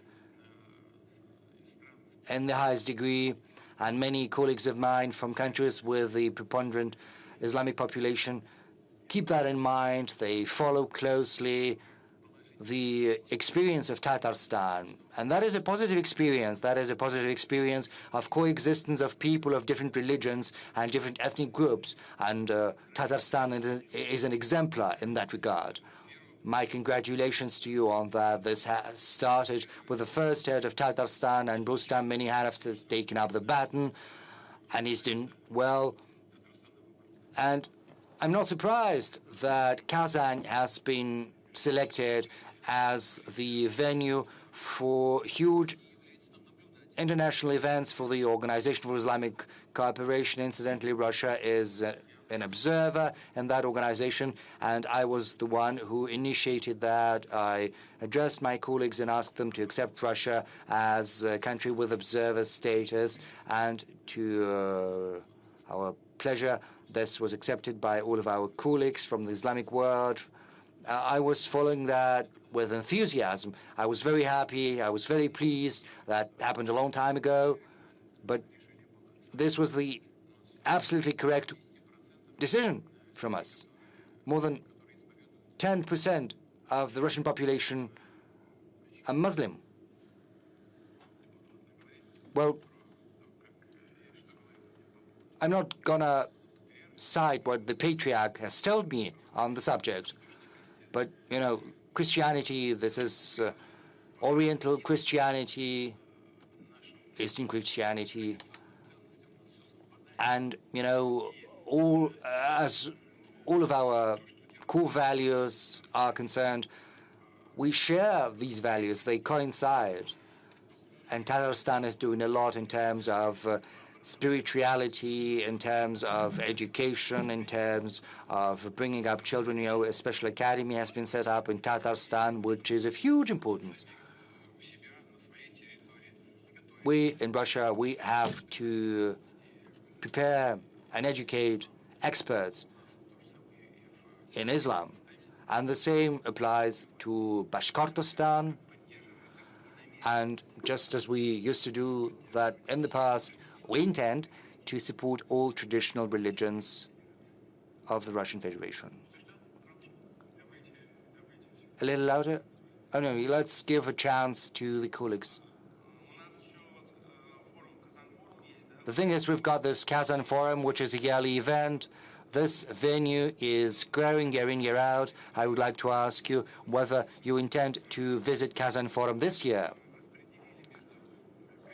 The thing is, we've distributed these events among colleagues. Usually I visit St. Petersburg and Vladivostok, whereas the chairman of the Russian government usually visits Sochi for a similar forum, you know, just to bring the very same people to all events. That's why we're trying to redistribute that among ourselves. That said, this is a very important forum, and we'll keep supporting it, because this is yet another thread, another tie that brings us closer together with our friends and allies in the Arab world, in the Islamic world in general, and I think without exaggeration, I can say in our ties with the global south. You know, 3 questions In total, let's have some respect for one another. Our friends from China. Xinhua, please. That sector, yes. Mr. President, good afternoon. Xinhua Agency, as you said on multiple occasions, Russian-Chinese relations are at the highest historical level. Just this year, Tu and President Xi have met twice, whereas next year, two important anniversaries will be celebrated. First, 30 years since the establishment of relations of partnership and strategic interaction between Russia and China, as well as 25 years since the signing of the agreement on good neighborliness and cooperation. My question is, what's your take on the achievements of the Russian-Chinese strategic cooperation over the last 3 decades, and what's your vision for the next 3 decades? Well, from the outset, I would like to say that I view President Xi as a reliable friend as well as a stable partner, my reliable friend as well as a partner and an ally of Russia we can count upon. And probably this gives us the key to understanding the development of the ties between Russia and China. These relations are developing in a steady fashion. Of course, the agreements you've mentioned are important, namely the establishment of the strategic partnership, but most important is practice, what we're doing in our daily interactions across all avenues and all directions. We've cited some figures. The statistics from Russia and China vary a little bit, but on the whole, it's around 240, 250 billion US dollars. That's less than the countries of the EU taken together, but on a country-by-country basis, Russia ranks first with among China's trade partners. It's 240, 250 billion between China and Russia, but with EU, China has a 700 billion US dollars trade. But if you take individual countries, then of course Russia ranks first. Of course, China has very big trade with Japan, with the US, with South Korea. But if we look at Europe, then we'll see that Russia ranks first. And these relations are developing, entering into different spheres and domains, and what is a particularly source of joy for me, it covers high-tech, education, humanitarian ties, exploration of outer space. We cooperate. And this is something that testifies to the high level of trust between our countries. We even cooperate in the military field, and we conduct joint drills on a regular basis. Our strategic aviation carries out patrols on a regular basis, and the same goes for our joint drills on the ground. And I think it would be fair for me to underscore once again that Russian-Chinese cooperation is a significant factor of stability across the world. Our defense ministries are in constant contact. They coordinate on the issues of the current agenda. So I'm hopeful that this is the vein in which we will keep continuing our ties with our Chinese friends for the near future and for the more distant future. Let's take another question from the audience. Is that lady in blue next to you? Yes. Good afternoon, Mr. President. Evgenia Volgina, Moscow speaks. I've got a question about demographics in general. On multiple occasions, you've stated that birth rates are going down in Russia, even though the material stimuli are still very much present. There are benefits, there are allowances, special payments, but right now we've got a very small generation of women who are in the age of fertility, and once this demographic trough is going to be over, well, that is a subject of discussion among specialists in demographics. Moreover, young people are more interested in building their career and creating a cushion and also that begs the question of what kind of measures for material stimulation can be envisioned by yourself, what can be done and adopted to push young people to create families and give birth to children. And secondly, maybe we could talk to young people right now, telling them that they shouldn't wait too long, they shouldn't be, afraid of bearing children, maybe kind of a value component, as it were. This is a question that is of great importance to all countries that have entered the post-industrial stage of development. Almost all big economies, all big countries, the very same picture is seen everywhere. And some countries are facing a dramatic situation. Let's take Japan, for instance, because the birth coefficient stands at 0.8%, whereas in South Korea, it's as low as 0.7%. This is the number of children per one woman who is in the age of fertility. Our birth rate stands at 1.5%, whereas we need at least 2%, which is a tall task. A lot is certainly dependent on the material conditions of our families. Certainly, families shouldn't suffer from a lower standard of living due to the birth of a child, and this is an important thing factored in. I'm not going to recount everything that is being done, starting from pregnancy until the children have reached 18 years, sometimes longer. 75 billion rubles was allocated several years ago for the support of birth rates in the regions that were requiring special attention. We're also trying to elevate the status of mothers with 3 and more children. I'm also talking about keeping in place the family mortgage. This is a thing we have to work on additionally, a mortgage at 6%. And we will keep doing everything in our power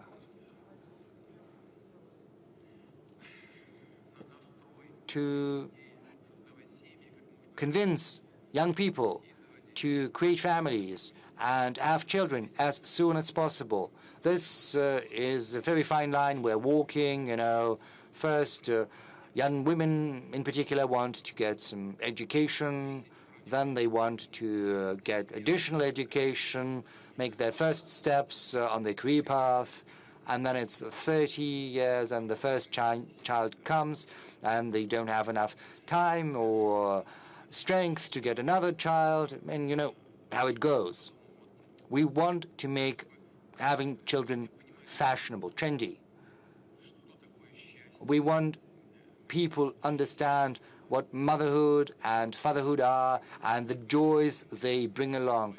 Let's get back to Naran Alexeyevich. He's been at the front line for 4 years, but he's got 4 children, however.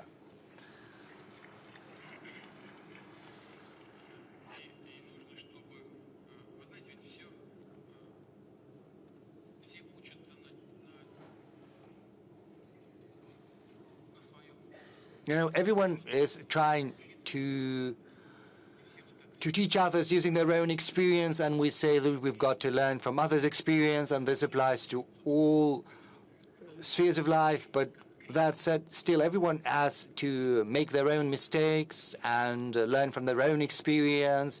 And once they've done something, they've faced something, they understand what they did wrong, what they should have done. I spoke about that. I think I did that publicly. The last meeting with the families with several kids. Well, there was a woman with a family of 8 or 9 children, and she said very beautiful words. She said that we have 10 children, for instance. Every time a new child appeared, We already had 5 or 6 people in our family, but a new child appeared. Every time we thought, how could we live without you all this time?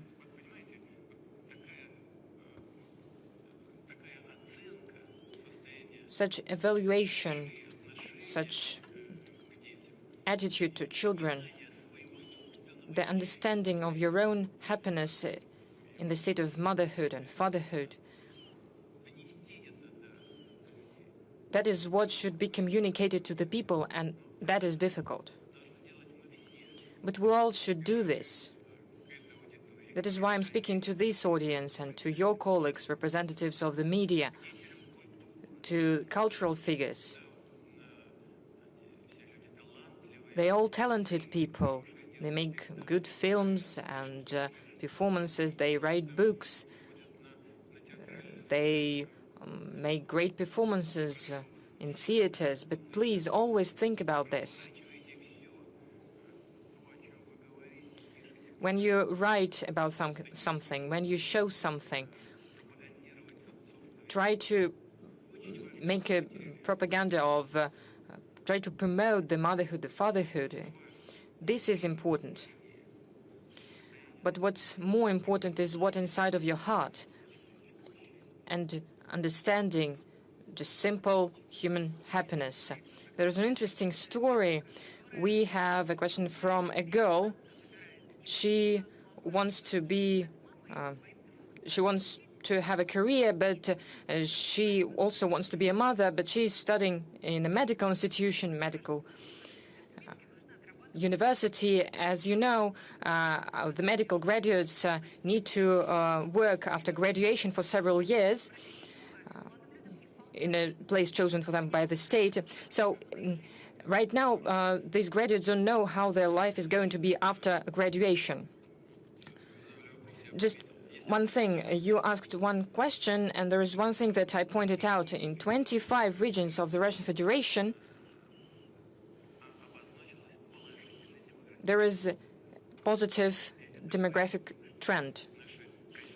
It means that our colleagues working in the regions pay due attention to this issue, and it means that we have good results, even in this sphere of demography, which is really important for our country. 25 regions of the Russian Federation demonstrating positive trends in demographics. Let's see the video. Alina Valerievna from Kemerovo. Distinguished Mr. Putin, hello. I'm student of the 5th year of the medical university in Kemerovo. I'm ready to work, to have compulsory for several years after graduation. So it will be when I will be 27, 30 years old. This is the time to create family, to give birth to children. The salary of young experts will not allow to do that. So I would like to ask, maybe are there any special conditions that will allow to combine these two things? Maybe there is a possibility to create financial support or housing support for medical graduates, medical experts of young age, because there will be young experts go into other regions. How the government, the state is going to help us with the childbirth in these conditions. Regarding the support of young families with children, we have already spoken about this several times. There is a range of measures to support families with children. When you say that you are on the 5th year of your education, so you will have to work for several years after that. No, it is what do we know? What we do understand about that? When someone is entering postgraduate education, since the 1st March next year, a measure is introduced that after this, if you have been studying for free, It means that a graduate will have to work as a doctor for several years at a region, at a different region. And in different places, it will be different. In a rural area, it will be shorter. In the bigger cities, it will be longer. But this will be the choice of every graduate. If they want to sign this contract about free education, then they will have to work compulsory after that, because they have received education for free. If they do not want this, they are not allowed. They do not have to sign this contract, and they can pay for their education. In this case, a student can receive an education loan and then return it during labor activity after graduation. As for the students, medical students, we're not speaking about compulsory work in a specific sphere, in a specific city, in a specific area.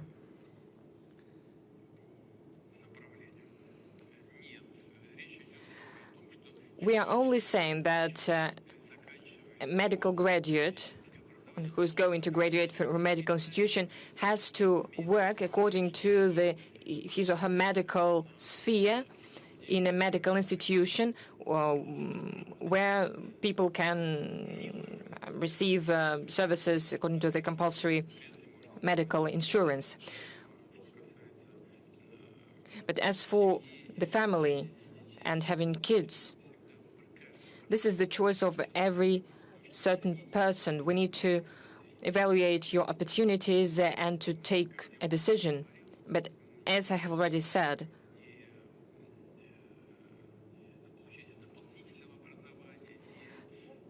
additional education or the start of career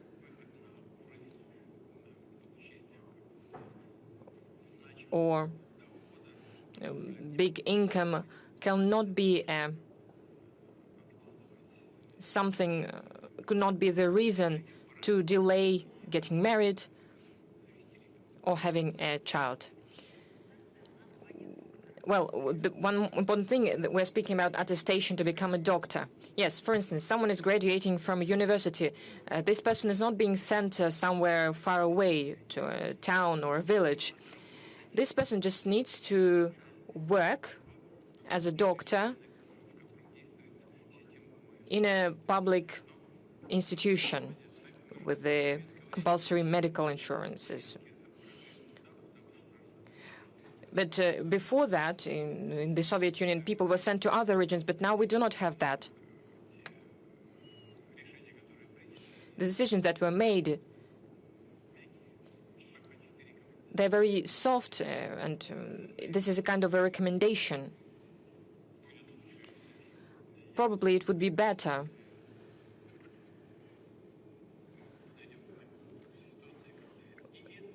that we will not have to do this in the future, for instance. Without any case, this girl asked a question. She is right. What can we do? We need to improve living conditions, solve housing problems. In general, the state is trying to follow this track.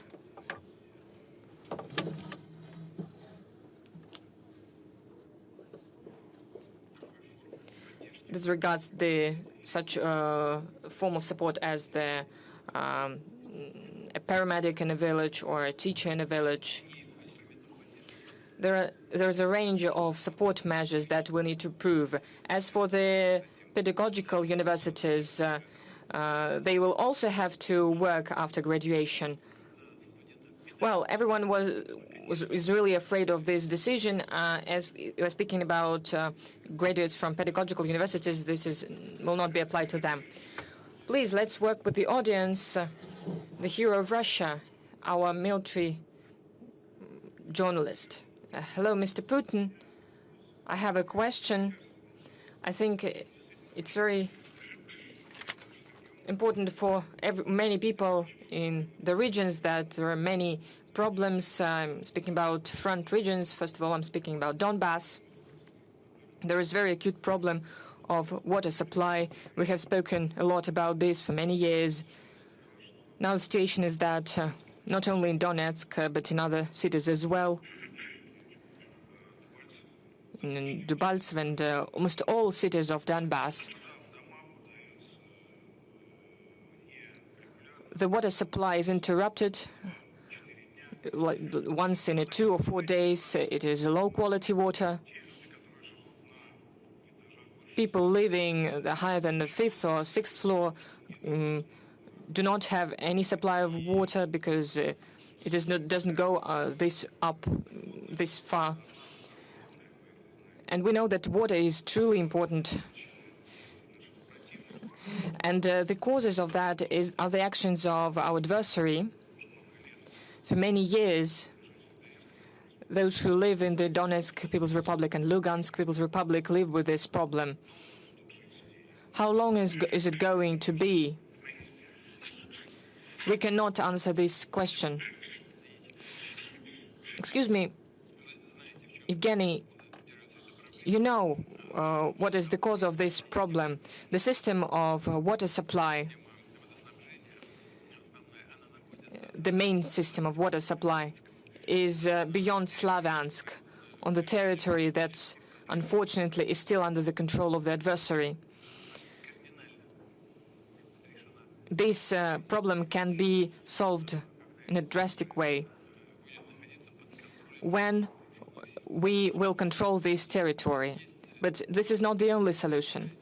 You know, there are opportunities of creating water pipelines, finding water on the territories that we are controlling, digging.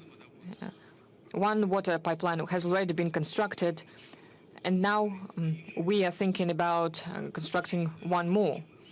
One of the key problems from the past is the loss of water, because the loss of water in the existing pipelines was 68% up to now. Now they have reduced, but still, this is around 50%. Of course, I have discussed these issues with the members of the government, with the authorities of the region, but it turns out that solving the problem of water laws means that we need to repair the whole pipeline system that was neglected for decades. Everything collapses there.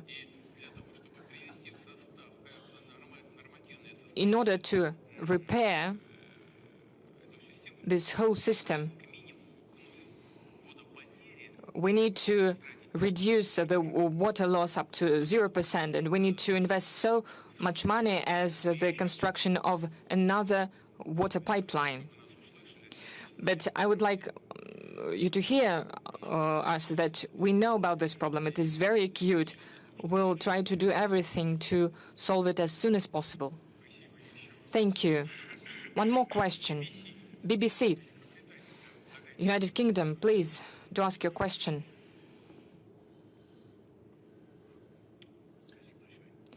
Thank you very much. Steve Rosenberg, BBC News. Well, I cannot see you. Just directly.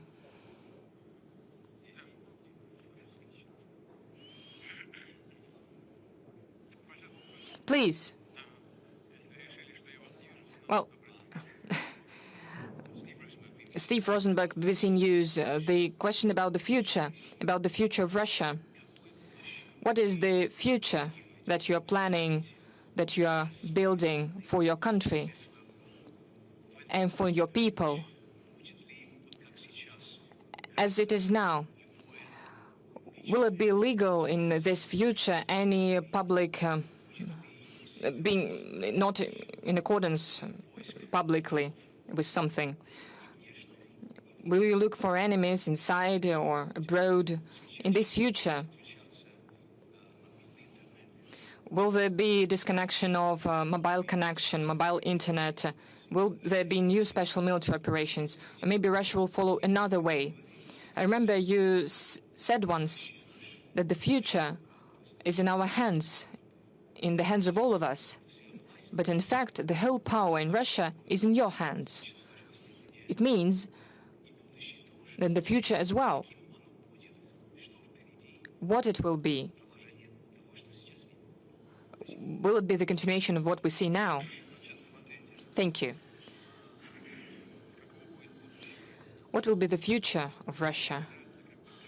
Are we going to punish legally for the actions who do not agree with the people? Are we going to penalize it? You know, there is a law that is being criticized about foreign agents. A distinguished colleague, I would like to draw your attention to the fact that we have not invented it. This law exists in several states. In the US, it was introduced in the 30s of the 20th century. All of these laws, the US law as well, are much harsher. There is criminal responsibility up to imprisonment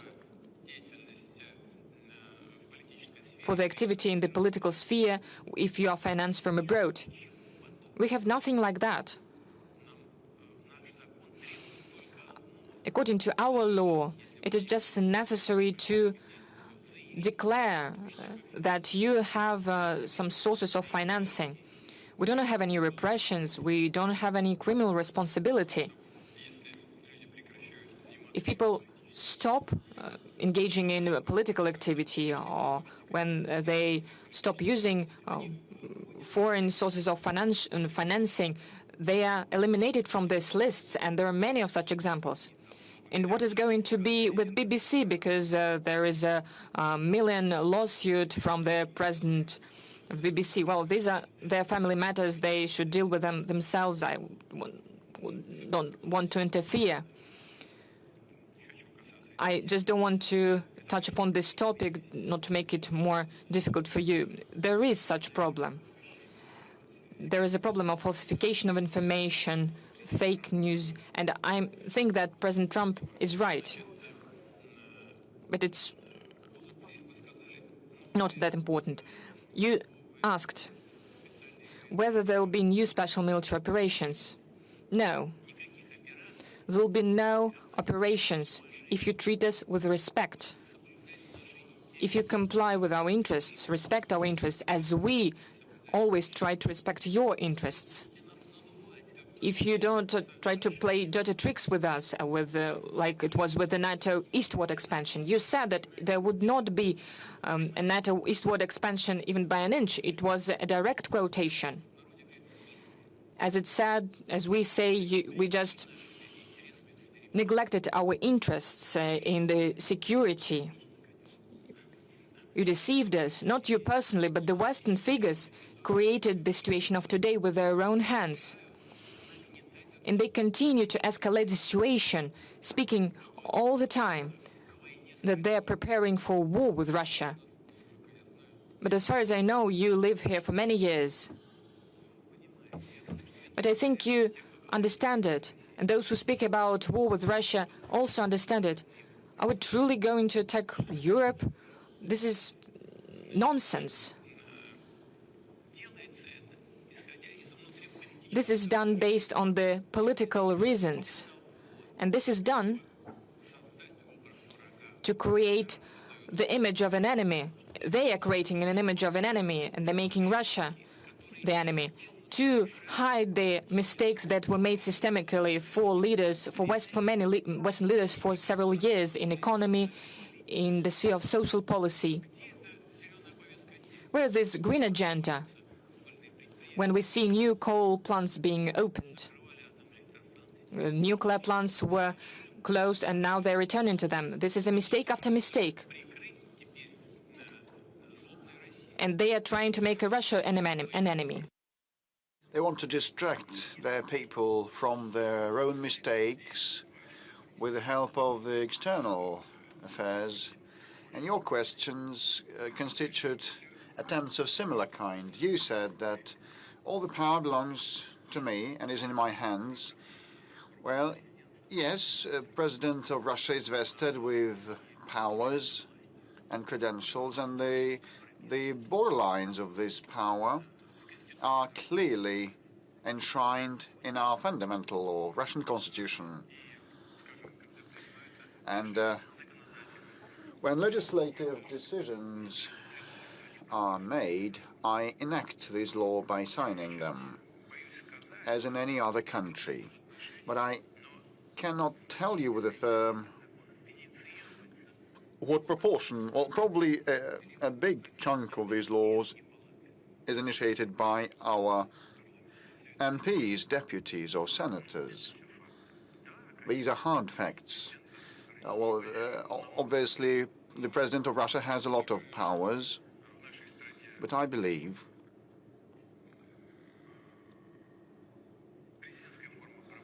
that as this is a presidential republic, this is justified as of today. But in concluding, I must say that we're ready to work with you, work with the United Kingdom, Europe, and the United States, but on par,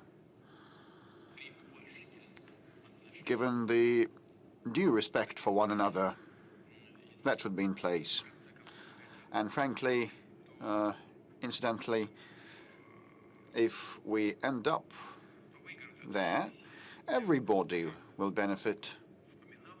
I have already recalled one of the conversations that I witnessed. The former Germany's Chancellor Kohl, back in 1993, he said that the future of Europe, if Europe wanted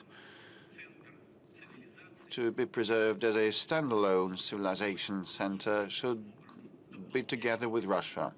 And we are mutually complementary in a natural way, and we must work together and make headway, he said. Otherwise, Europe would disappear. He said, well, look, Russia,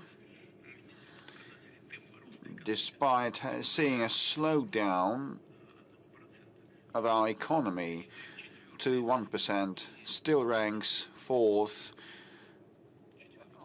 in terms of GDP size by PPP, following China, US, and India. Russia is number 4. We are followed by Japan and Germany. The United Kingdom that you represent today, unfortunately, ranks 8th or 7th or 9th, probably 7th or 8th on GDP size by PPP. But had we joined our efforts with the European countries, our joint GDP by PPP would surpass that of the United States. Well, this is all theoretic, but it's obvious that complementing one another, enjoying efforts, we would have flourished. Well, it's you who are waging a war against us, not us. You are waging a war against us with the hands of the Ukrainian neo-Nazis. We're ready to stop that fighting immediately, provided that Russia's security is provided in mid-term and long run, and we're ready to cooperate with you. Well, Steve, I think the audience will agree with me. Lately, we have seen and heard a lot of statements and actions on the part of European politicians that are mind-boggling. Why do you see they display this exorbitant support of the Kiev regime, and no one has been thinking about the European values, and they've been just supporting the Kiev for no reason, and they're even ready to pursue a conflict with the U.S. president. Well, this outrageous policy, as you put it, I've just tried to account for that, answering the question by the colleague from BBC. They are trying to cover up their mistakes, to conceal their mistakes. In economy and finance, and they got in a gauge, and so it is very hard for them to move rightwards or leftwards. With respect to a possible conflict with the US President, there is nothing surprising about that, and it's obvious for any observer. The European elites used to support the Democratic Party and Madam Harris during the presidential campaign in the United States, and they were quite brazen in that, quite straightforward. Once President Trump was accused of meddling with elections, but nothing was proved, and all the Congress investigations ended in nothing. However, the political elites of Europe directly interfered, and that was quite blatant and obvious and uncovered. And they now hope that after the midterm elections next year, the political landscape will change a bit, and their traditional allies will be back on track, and they will put more pressure on Donald Trump. This is why they are so insolent in the view of the forthcoming midterm Congress election. With respect to separate political figures, they have been conducting themselves in an aggressive way, an unprofessional way, I think. Let's come back to domestic developments. And one final point with respect to those aggressive statements and declarations. I marvel at them. And I personally know the current NATO Secretary General, the former Prime Minister of the Netherlands. I used to pay a visit to the Netherlands, and he's a smart person, a clever person, a systemic one, and an efficient one. He used to be an efficient Prime Minister, and the economy of the Netherlands is in a good shape, and this is partly his merit. But now he's talking nonsense. Why are you talking this nonsense about a prospective war with Russia? They want to get ready and brace themselves for a war with Russia. Can you just read the new strategy, national security strategy of the United States, and it says that the United States is a key player and the founder and the main sponsor of NATO,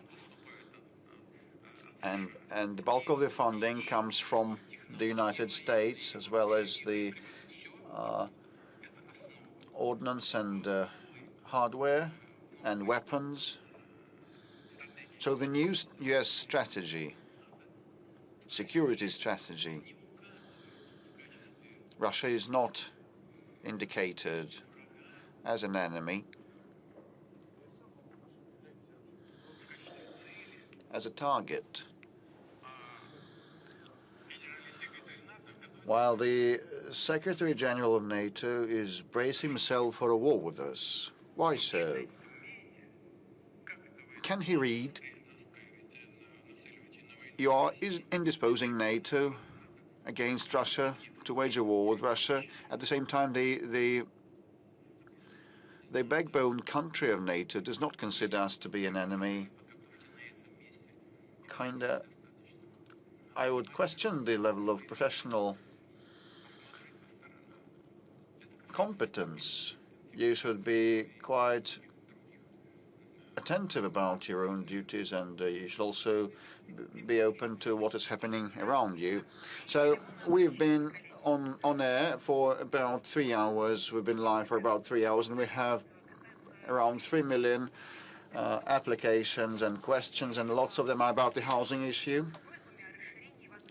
Well, the family mortgage, people want it to be extended to encompass the second-hand residential market. Well, and this already encompasses 900 locations, but there are some of the restrictions critical for families with many children. They have to move to locations where they build new houses, but it's not universal. Yarasta Valentina Sergeyevna from the Tomsk region recorded an address to you. Hello, Mr. President. We are a family with multiple children. We have 3 kids, and we actually want to resort to the family mortgage, but there are no new builds in our location. Those houses already built with flats that are apt for us are over 20 years of age, so we'd actually like you to expand the family mortgage to encompass such families as ours and cover smaller locations. Well, it was pre-recorded. The location Strzyżewo, the town of Strzyżewo, the town called Strzyżewo, an oilers town. So in this decision, is she listening? I think she is streaming us live. So this decision has been made, and for regions where they don't have new builds or have very low rates of construction, it is allowed to resort to family mortgage to buy second-hand homes, previously owned homes and flats. So there's always a number of issues cropping up.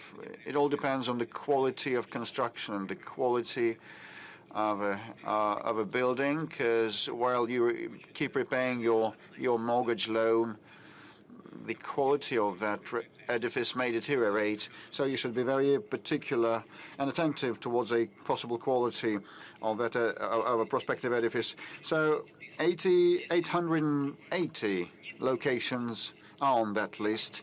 In case your location, your town, is not on the list, we will add it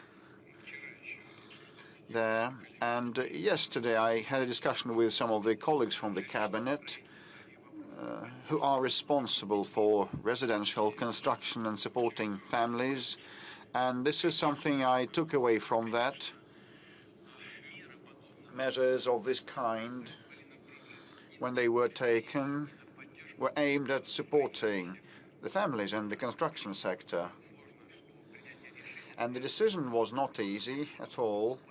I mean, buying second-hand, previously owned homes with the help of family mortgage loans. Well, it's quite useful for the construction sector in the new build sector. But you know, with respect to the previously owned homes, there's a number of issues still to be ironed out and resolved, so that this support measure benefits not the construction sector but the families. Most importantly, as regards your town, if it's not on the list, we'll put it on the list. During previous call-ins, the deceived unit holders problem was raised, and escrow accounts were introduced. The construction company receives all the amount only when the building is commissioned. But actually now it turns out that the developers may receive all the money but not hand out the keys from flats and apartments to the unit holders. This is a video pre-recorded. Good day, we bought a flat in the city of Vsevolozhsk, but I haven't received my keys from that flat because there's always the postponement of the deadline by the construction company. They've been moving that to December 2025. I received this notification in July because of the connections issue. And on the 21st of August, the escrow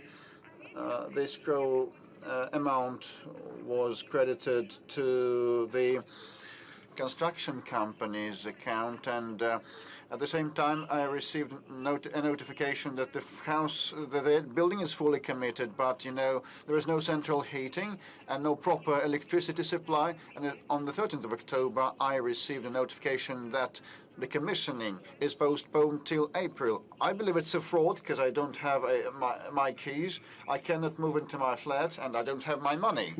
So one of the few ways to impact the construction companies is to demand a forfeit payment.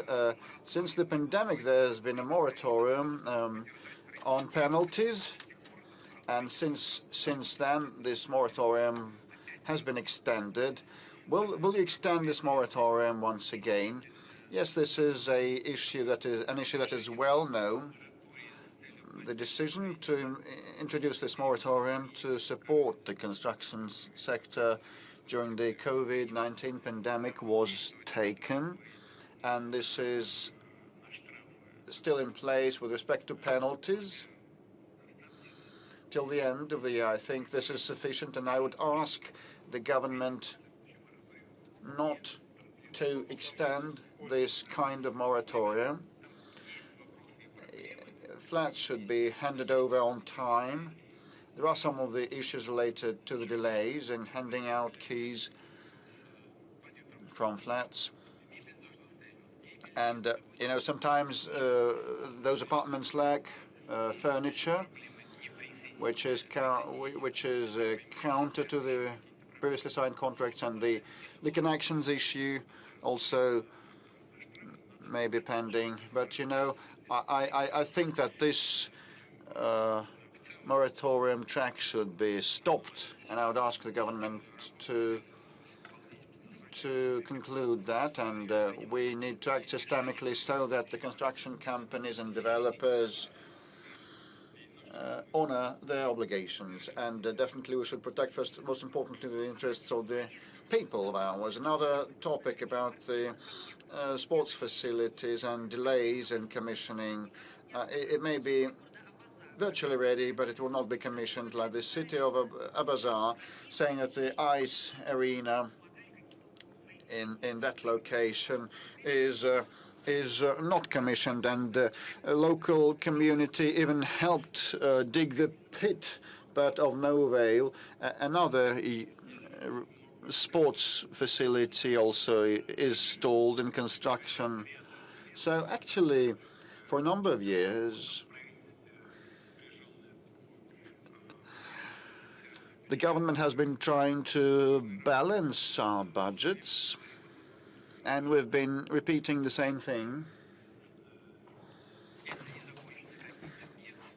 If a facility, an installation is delayed, is not commissioned, if it's in progress, you should complete that construction first and foremost, not starting a new one. And please submit these data to the government, and we'll actually handle that. And I can see a placard saying, "I want to get married." So it's going to be a different topic, I think. Mr. President, good afternoon. Kirill Bajanov, 4th channel, Yekaterinburg Regional TV. Oh, you're dressed up, you're groomed, you're getting ready to go to the registry office and get married. Yes, indeed.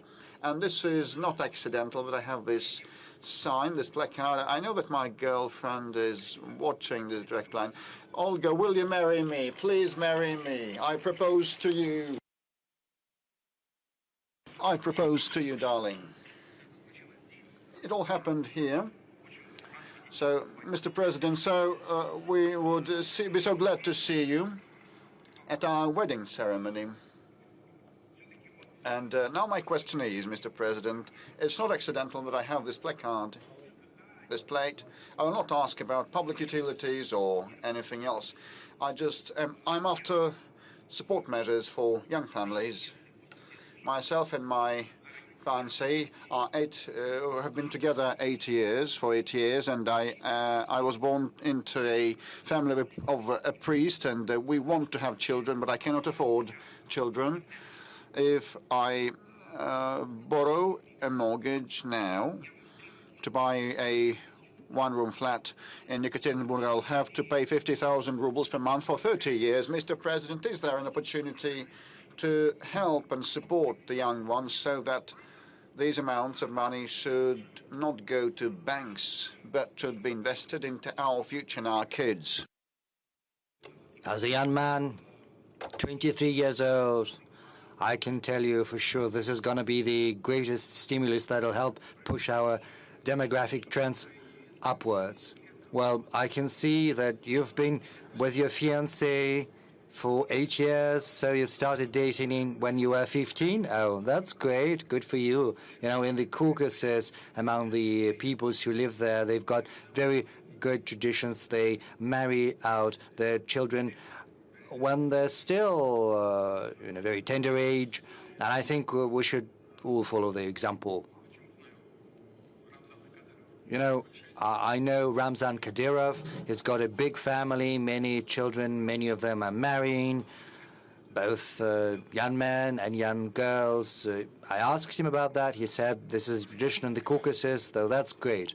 Well, as for your particular case, I've said that there's a whole architecture of support measures that has been set up for families with children. It applies to families of students. I'm not going to recount all the measures because that would take too long.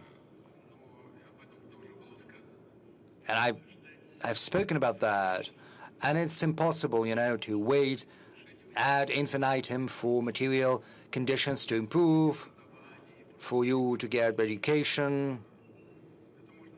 Well, you can wait forever. It's best not to postpone for too long having children, because this is part of our life, and we've got to go through this life because, you know, giving birth to new generations, and I think you are also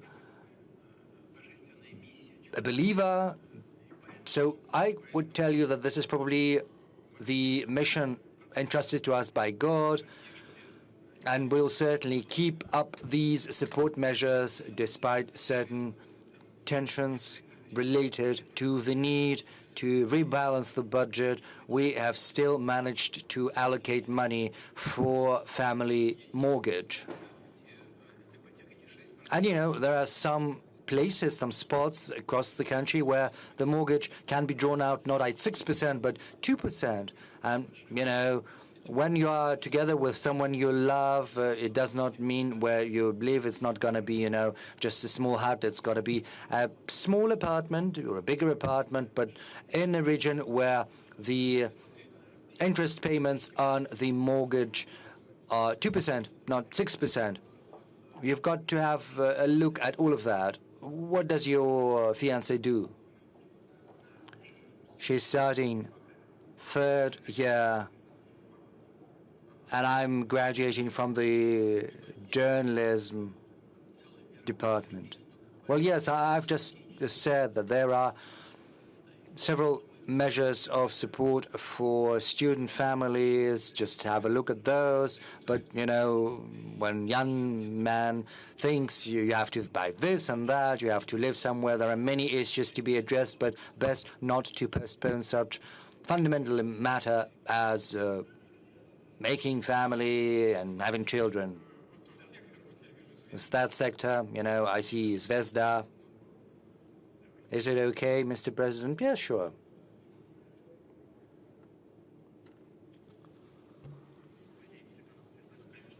Good afternoon, Konstantin Kokoveshnikov, Zvezda TV. You've spoken about attempts at crushing Russia's economy, but I can't help asking about the unmanned vessels strikes by Ukrainians against certain vessels. You know, apart from critical energy infrastructure, there are attempts to strike Russia's export vessels. Several people have spoken up on that, in particular, leader of Turkey, President Erdogan, a woman sitting next to me. She spoke about that, you know, just a couple of days ago. There was a strike against a vessel in the Black Sea, in the Mediterranean Sea. There were several victims, several people dead. And should there be a blockade of the Kaliningrad region, if that occurs to someone in Europe, what's going to be done? Well, let's start with the last part of your question. Let's hope this will not happen. But if similar threats arise, we will eliminate those threats, and everyone needs to understand that such actions will simply bring about never before to seen escalation that would escalate this conflict to an unprecedented level and expand it to a large-scale military conflict. Everyone needs to understand that. As far as strikes against our civilian infrastructure are concerned, you represented a media that deals with the military. You are well aware that these strikes are something we respond to, carrying out strikes that, in terms of their scale and power, are simply far superior to what the Kiev authorities are doing. But as far as damages are concerned to civilian infrastructure, to non-competence, well, that is something that is deserving of strictest condemnation, and will always respond. We are receiving news that another oil tanker has been attacked in the Mediterranean. Yes, you know, they're pursuing some utilitarian purposes. They want to raise insurance premiums, but this will not bring about the result they are desirous of. This is not going to disrupt the supplies. This would only create additional threats, and Russia is certainly going to respond. Bashkiria, yeah, sure, go ahead.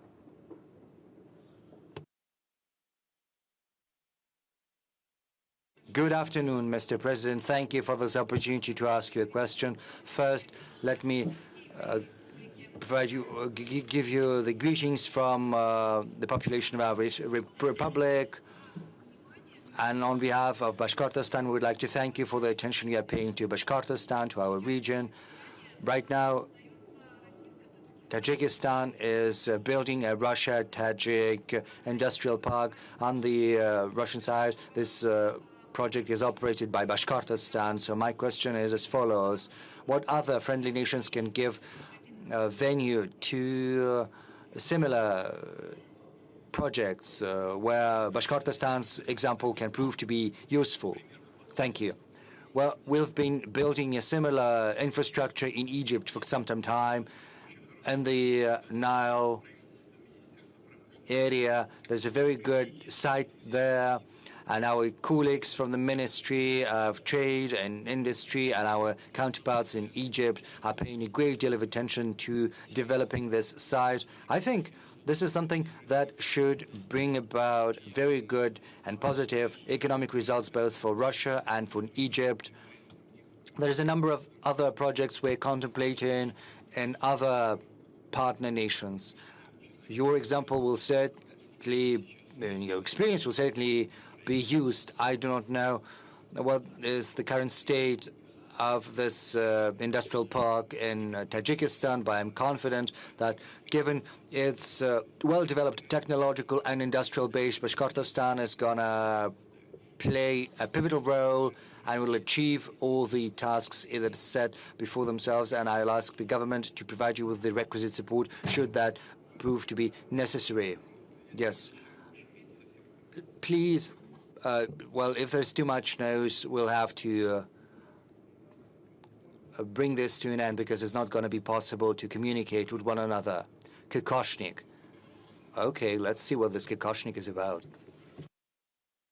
Well, Kokoshnik is something women wear. Good afternoon, Mr. President. Sorry, I'm very, very nervous. I didn't know I would. You know, there's a young man with this placard which says Kokoshnik, but you are wearing one. So, yes, women first. I would like to pick up where my colleague, the 13-year colleague from the first row, has asked. This is about you driving through Moscow without any external size, as it were. So do you think Moscow has been beautified? Has it become better? You know, because many roads are being built. The Moscow diameter has been built. So do you think there are fewer traffic jams?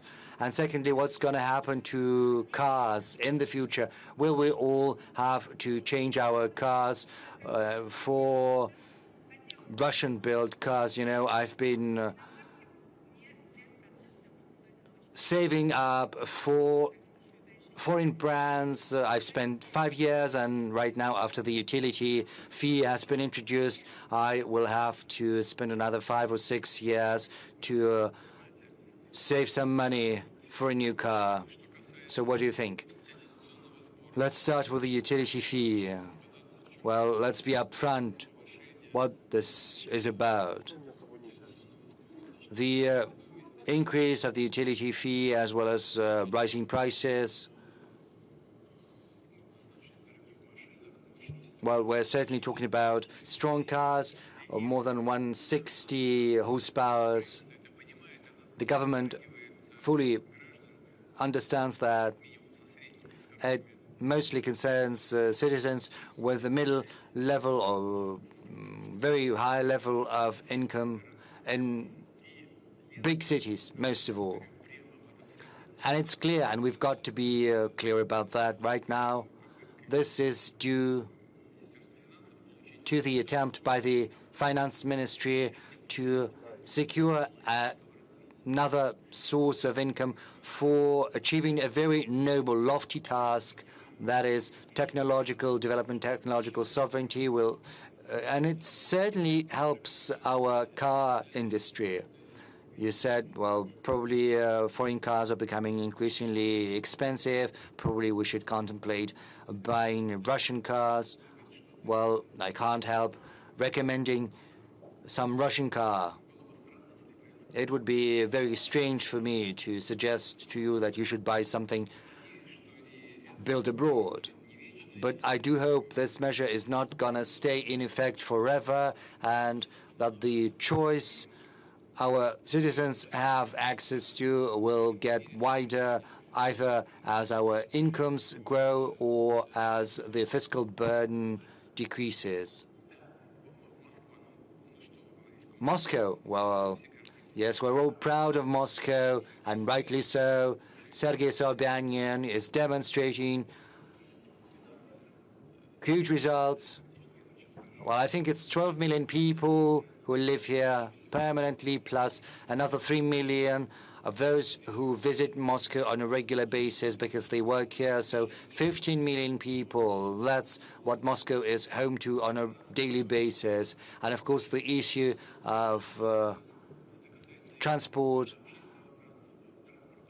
this is a task that has been addressed in a systemic manner. It applies to underground, to roads, to conjunctions. On the whole, Sobyanin's team is succeeding in addressing the tasks in this field. Of course, there are some issues that still persist, and when I drive across Moscow, I say that, you know, I ride without a motorcade. Well, that doesn't mean that, you know, there is no siren, but sometimes we turn off those sirens before work and after. You know, of course, there's still a huge flow of cars, especially at the center of Moscow. There is a great number of cars driving across Moscow's streets. That means that we should not rest on our laurels.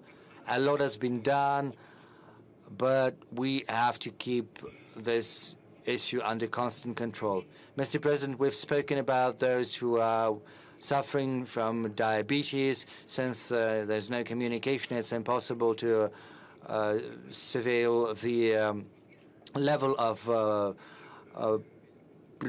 sugar in the blood, but there is also a problem with medicines. Yes, I've seen that. This is but a fraction of what we have selected. There are people who suffer from cancer, from kidney failure, or high blood pressure, epilepsy, So this is not the exhaustive list.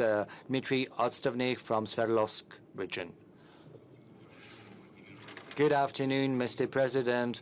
My name is Dmitry Odstavnik, city of Krasnotulinsk. Right now, no more preferential deliveries of medicines are carried out in Krasnotulinsk. This has been a regular occurrence since October. The clinics explained to us that they've run out of funding. As Chernomyrdin used to say, there's never been anything like this before, and there we are again. So I'd like to ask you to give instructions to the officials to provide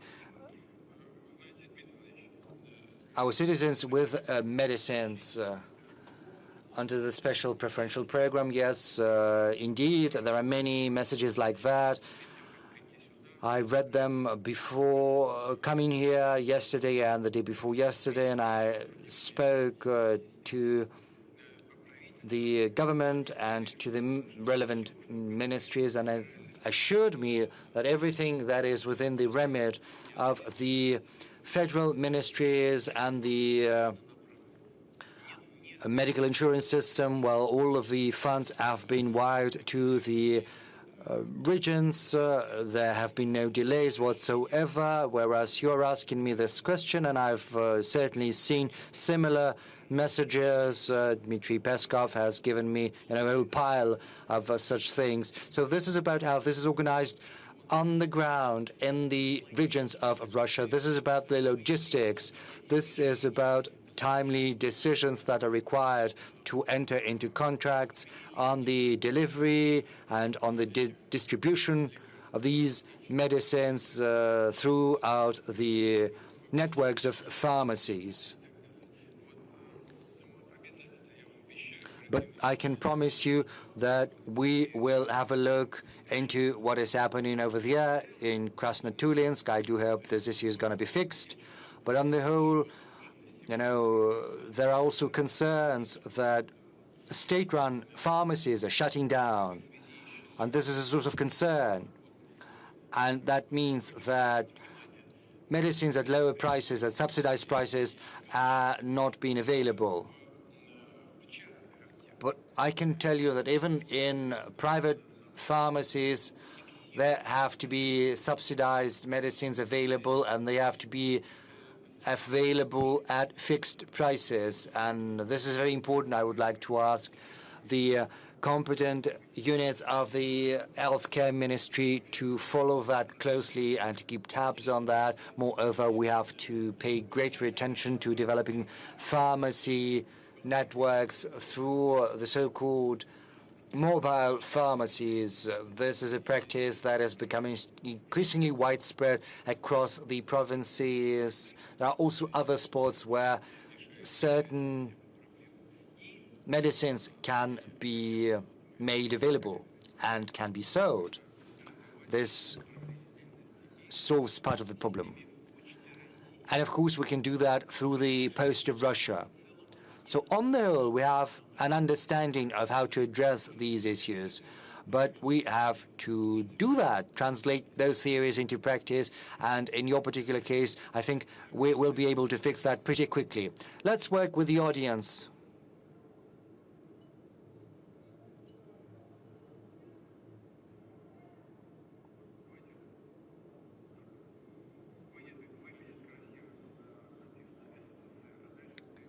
SSSR, and then TF1. First, the person with the placard SSSR, and then colleague with TF1. Good afternoon, Mr. President. Good afternoon. Can I give a present to you? And then a couple of questions. Well, just explain to us what this is, and we'll take that from you afterwards. This is a book which is called Heart of Asia. It's 126 Russian poets who have been praising Persia and Tajikistan. And, there is a dedication here to you, starting from Zhukovsky. 1843 and until present days. This is an anthology of best poems, Russian poets who have been praising Persia and Tajikistan. You love that. I know that. I have a next question. Please, Mr. President, tell me, you really appreciate Marhayan poetry. We are descendants, those people in Tajikistan, Persia, were descendants of Marhayan. Could we ask you, Mr. President, of creating a monument to honor these great scientists, or create a center in the name of Marhayan? This is a good idea. Thank you very much. We will think about this.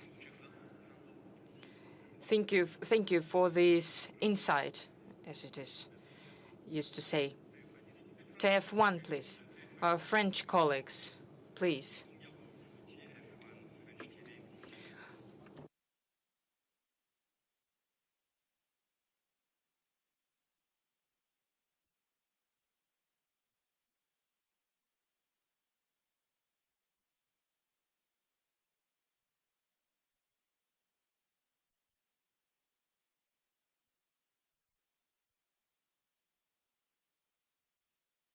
Please, could you repeat the name of the person?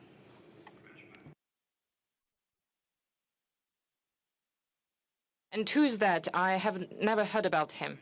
Who is that?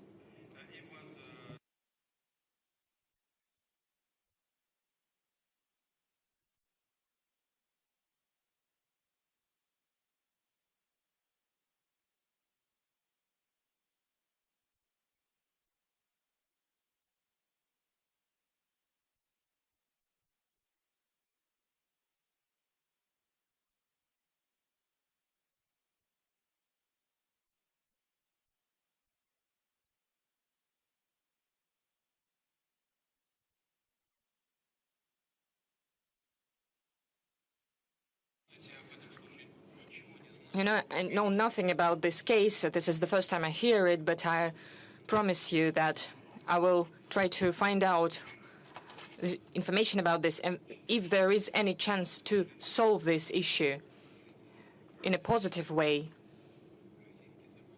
If Russian legislation allows to do that, we'll take all the necessary efforts to do that. But I cannot give you any specifics because I don't know anything about this, but I will get information about this, and I promise you that. Please, let's continue. I hear someone with a mobile screen. Please, introduce yourself. Hello, Mr. President. My name is Valentin Petukhov. I'm a techno-blogger. I am speaking to my audience for 15 years about Russian and foreign technologies. I represent many people because many people follow my networks.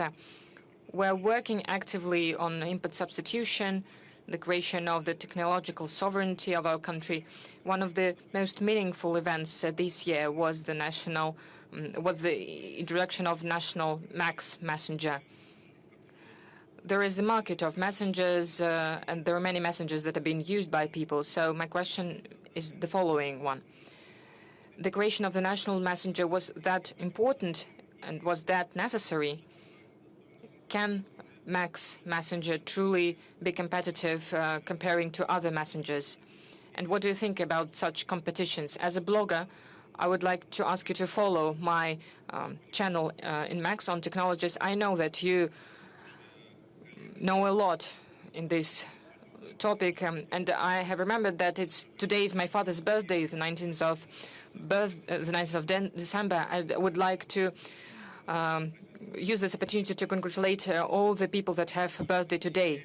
There are hundreds of people, and we echo your congratulations to your father. As for the MAX messenger and the competition, we always need competition. I'm sure that there will be competition. As for the Telegram and other messengers, there is just one issue: complying with the Russian legislation.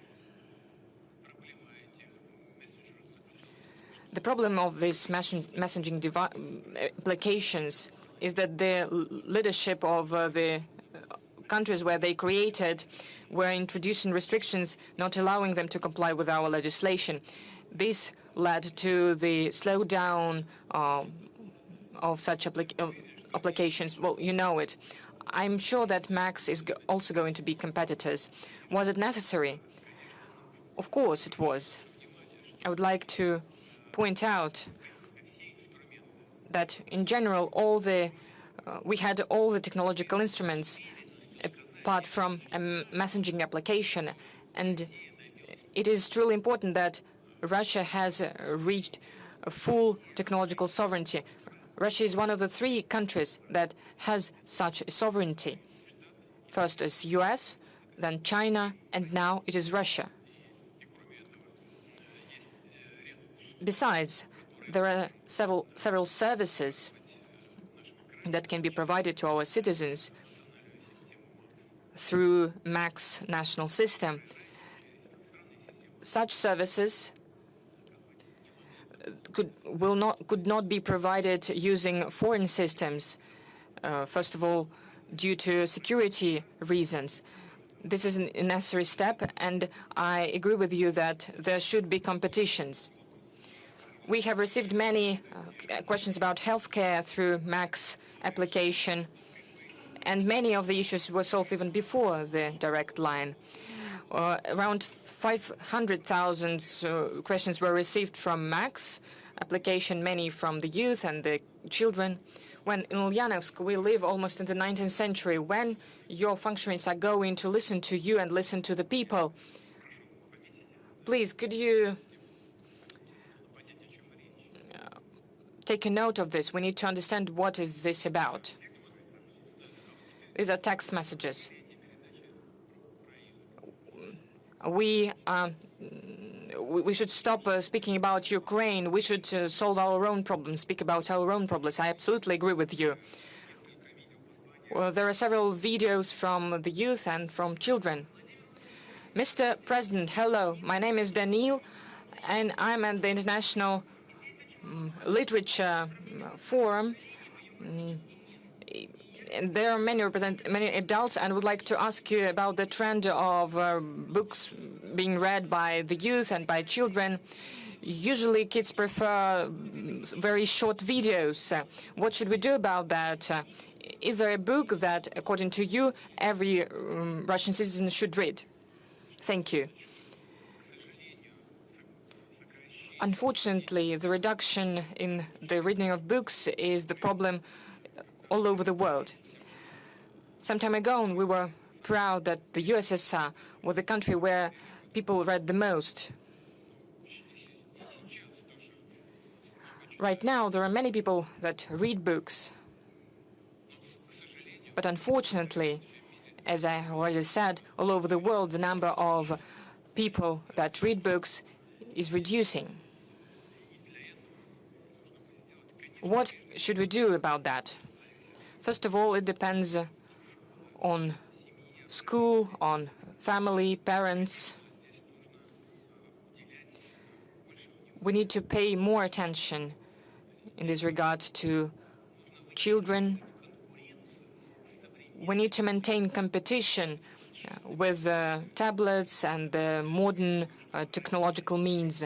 I'm speaking about parents and maintaining this competition with this technological means, because this is very accessible and this is very interesting, and we need to find a way to make books interesting for children.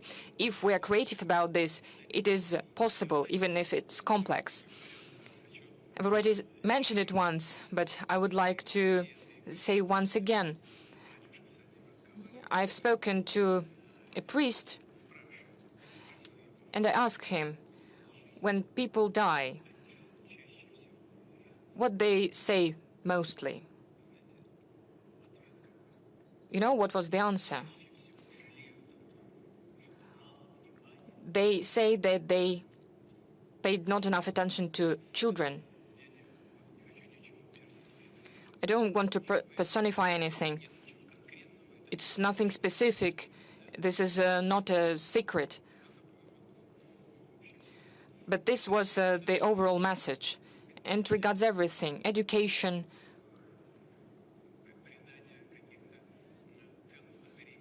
providing some guiding principles, values.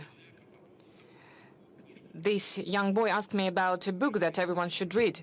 Well, the world literature, Russian literature, classics, modern literature.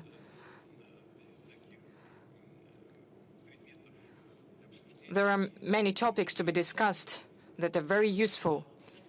But the main thing is that the book should create the conscience, the idea of the world. But it's very hard for me to name a specific book. Another question that we received through Max from Niatulina Diana. What are your working hours? What is the plate of your car? Actually, I don't know if there is a plate. Actually, I just take it and go somewhere. As for the working hours, well, I keep late hours, and sometimes it's getting even later and later. Well, I'm not going to say because it is the violation of our labor code, and if this is not correct. It's you need to be fit, you need to go to bed on time, and I call everyone to such regime of work.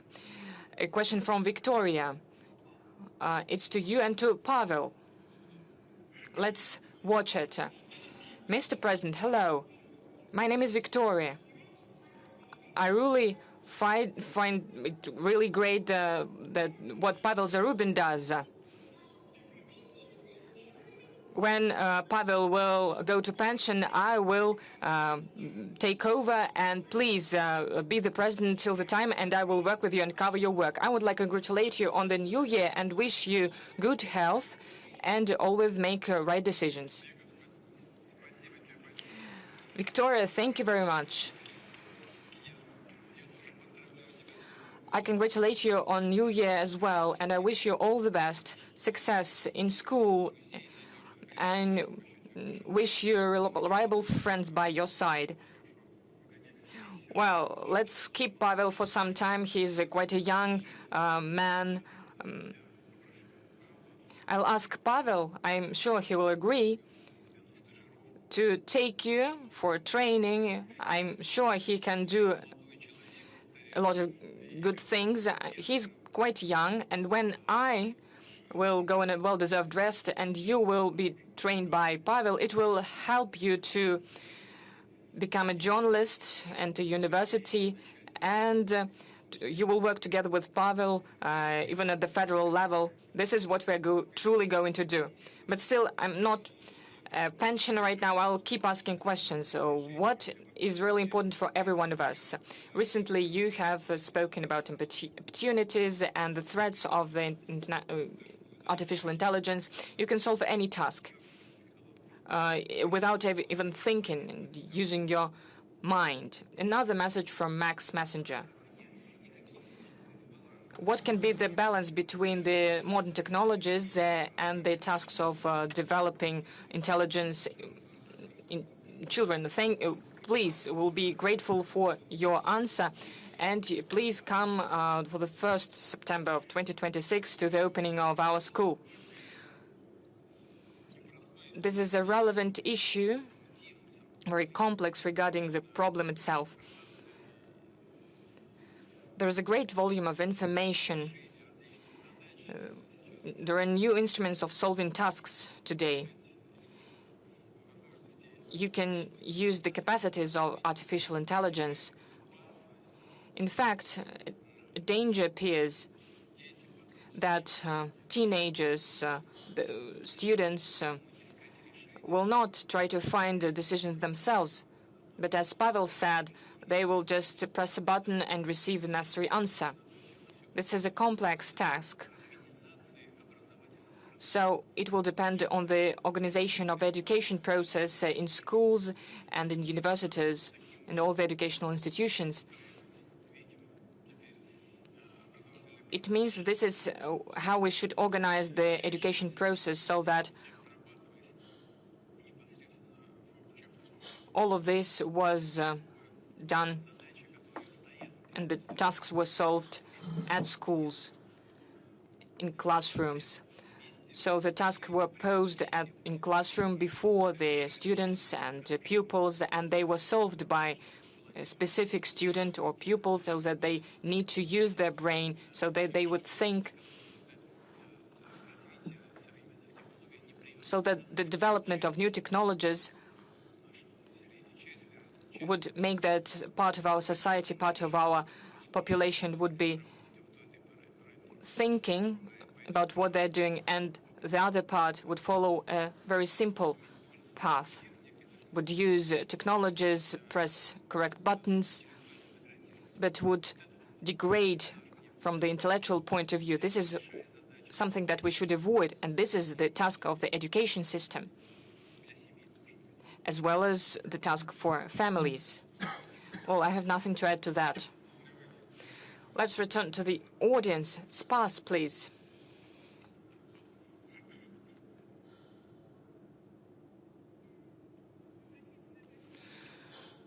Well, forgive me, but it's very important for us. Spas TV channel, thank you for recognizing the Satanist movement as an extremist one.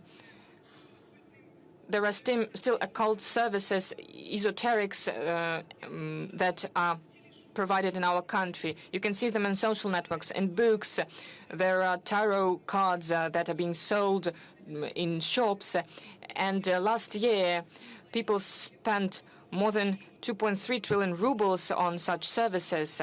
The Spas TV channel made a movie about the magicians and sorcerers. When we spoke about many true stories and about this business, but still people keep going to sorcerers. Is it possible to introduce a ban on magical and occult advertisement that contradict your decree on the preservation of our traditions and values and the decision of the Supreme Court on the prohibition of the Satanist movement? As for the legislation, the decisions of the Supreme Court, on the Constitution Court, everyone must follow them. I will have a look at it without any doubt, and I will instruct the relevant agencies to follow this up closely to avoid the violations at the highest legislative level and the level of the court decisions. I truly agree with you. Satanism and occult services, sorceries, this is nonsense. That is something that confuses people, brings them to darkness, and affects them greatly, affects their psyche, their morale, and we need to fight against it, but do it carefully without violating human rights. Your colleagues have mentioned it as well. We shouldn't be excessive about these restrictions. We need an analysis and timely decisions. This is what we're going to do, together with you, the representatives of the media, like your media, the representatives of our traditional religions, as well as with the Russian Orthodox Church. We haven't taken lots of questions from this sector. I can see auto radio. Nadezhda Romantseva, auto radio. Mr. Putin, a question to you. It's considered to believe that the generation of 90s was lost for the nation. And what about the current generation? Do you feel the support coming from the young ones? You know, I cannot agree with the statement that this was a lost generation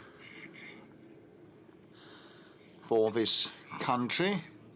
You know, the issue of fathers and sons is an eternal one, and you know the well-known novel by Turgenev titled Sons and Fathers, Fathers and Sons, and at all times everybody keeps saying that, well, when we were young and in our days, in the days of our youth, things were different, etc. You know, after I graduated from the university, I enrolled on the special services. I was recruited by special services, and I joined the external intelligence service of the USSR. So the verification of the aptness of recruits, whether they were able to work in an intelligence service. One of the tests there was putting people in dangerous, risky situations, stressful situations, so that they can manifest themselves. Well, in a critical situation, people manifest and show their true worth and face. And now we live in the context of a special military operation. We have 700,000 people in the fighting area, mostly young ones. Many of them are from that generation of 1990s. How are they showing their face and showing themselves? Naran, have you an idea about how these young ones show themselves? Pass the mic. Well, these are the children of 1990s, and they're heroes. They are the backbone, and you can take them as a model. So this is the answer with respect to the young generation. Yesterday we analyzed the huge array of inputs that we received in the view to the call-in, and lots of questions were submitted by young ones, which means that they are more active. They have a more active position than previous generations. And I can see a person in a grey sweater. You don't have any note or sign. Good afternoon. Andrei Belov, Ulyanovsk, Media 73.RU. The question is about transportation, aviation and public transport. Next year, Aviastar factory turns 50 years. It turned out AN-120 for Ruslan jumbo jets, and now it works on a new contemporary make of airplane. Do we need actually, to your mind, a modern cargo aircraft similar to Ruslan? And the second part of my question is about the public transport. For Ulyanovsk, it's a huge problem, and we discussed this issue with Governor Ruskich. Will there be any specific support for Ulyanovsk's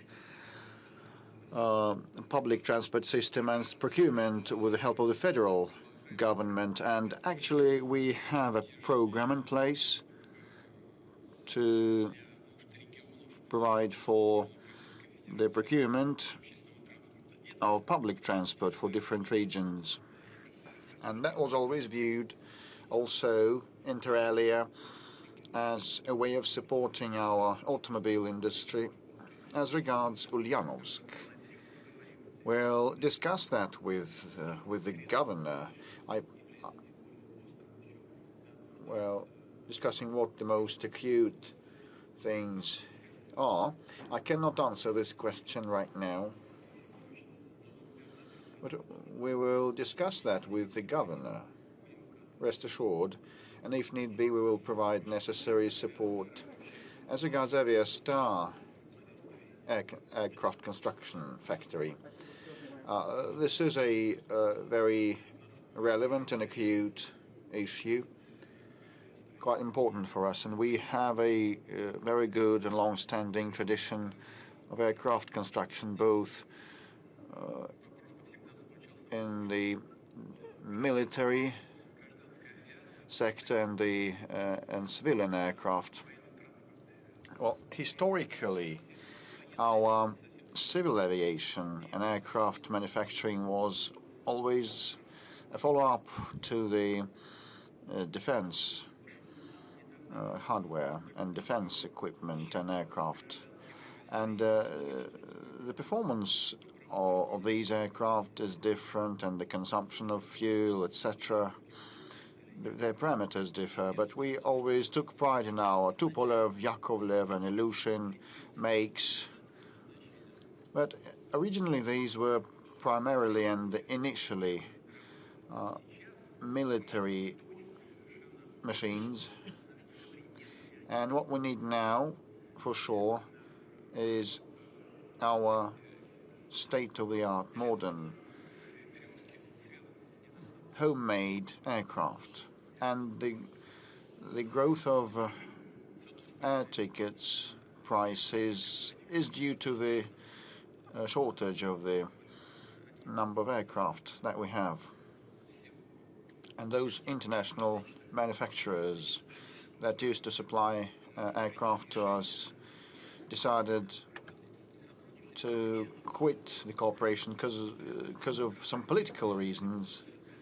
And that is bad for them because it subverts their reputation. But this is good for us because it makes us be on our own, work harder, and take advantage of the capability of our market. And, you know, in the past, I spoke with the incumbent deputy prime minister who headed Aeroflot in the past, and I told him that it was necessary to buy more domestically made aircraft than import airplanes. And actually, now we have come up with MS-21 that we're rolling out. It is a very good machine, perfectly suitable for international markets. And Superjet 100 also is another make that we have fully localized. And we need our own Russia-made regional aircraft too. You asked whether we need those jumbo jets similar to Ruslan. Yes, we do. Il-76 will be modernized where we need that, and this is high-tech manufacturing requiring very long production chains and level of cooperation to be profound enough. There are some additional pending issues to be resolved, but we will handle that, and definitely wish Aerostar all the best, and we will assist this enterprise. Mr. President, we are approaching the 4 hours threshold. Let's give the floor to Mr. Peskov. We are now nearing the 4 hours of live broadcast, and it's kind of record-setting time. So I suggest we should round off and wind up. There'll be just a set of quick-fire questions, just a quick-fire one. In hundreds of years, school children will study this epoch. What would you place in the time capsule for that to describe or depict our era, to stand for this era? Well, I think that all of us think about the future of their children and grandchildren and the future of our country.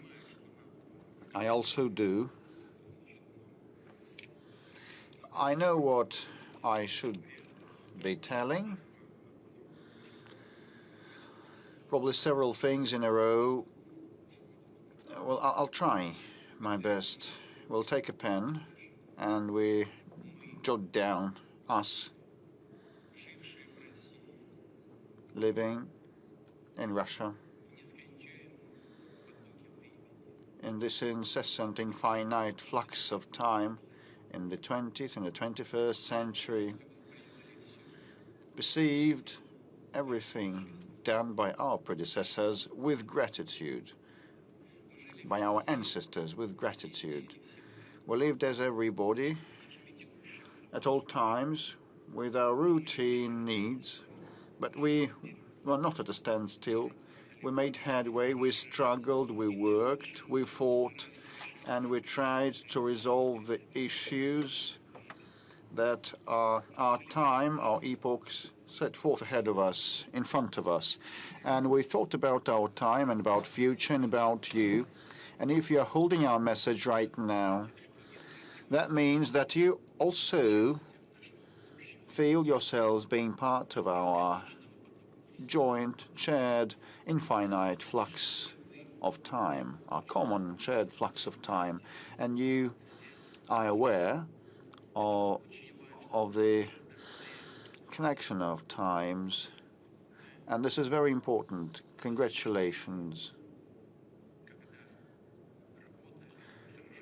That means that we also, as we worked and struggled, did not live our lives in vain, and we succeeded in many respects, and we wish you to be blessed with luck always and be happy. And your kids and grandchildren and grandchildren be proud of you as we are proud of our fathers, grandfathers, and grandfathers. Full stop.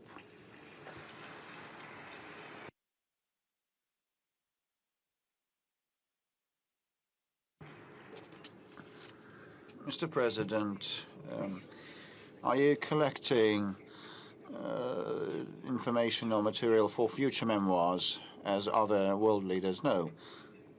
I just think that one should keep working, because memoirs would assess those who write them. If people consider it appropriate, let them assess me and my work and the work of my team and all the people that are behind me. You've been telling about the achievements of the country. What about your personal achievements? My personal achievements are inseparable from the achievements of this country. This is what I live by. I work day and night. Have you ever, once in a lifetime, sent a message via messenger? Have you done a video circle and sent it to your nearest and dearest? No, never. So I saw your flat at Kremlin's. It's quite bad. An empty fridge, just one Razhenka dairy drink. Where is coziness? You know, all that was designed by the previous head of operations unit under President Yeltsin, and no repair has happened since. Actually, I think, well, we should ask Mr. Borodin. That was done under the standards of maintenance and operations. So that was designed to provide opportunity for rest and recreation in the daytime. I doubt President Yeltsin spent nights there, but I live there. This is just the coincidence of circumstances. I'm satisfied with everything. This is first thing, and secondly, you know, comfort and coziness are created by people. So when my family members appear there, I just feel cozy. Do you have any professional deformations or distortions, professional distortions? Well, yes, as any other man, fully submerged in the work. Which moment or development of this year you memorize in the first place, and which would you like to forget? Well, with respect to which I memorize in the first place and recall in the first place, it is very hard to say. But I think that the New Year that we celebrated last time happened 2 to 3 weeks ago, and this is not an overstatement.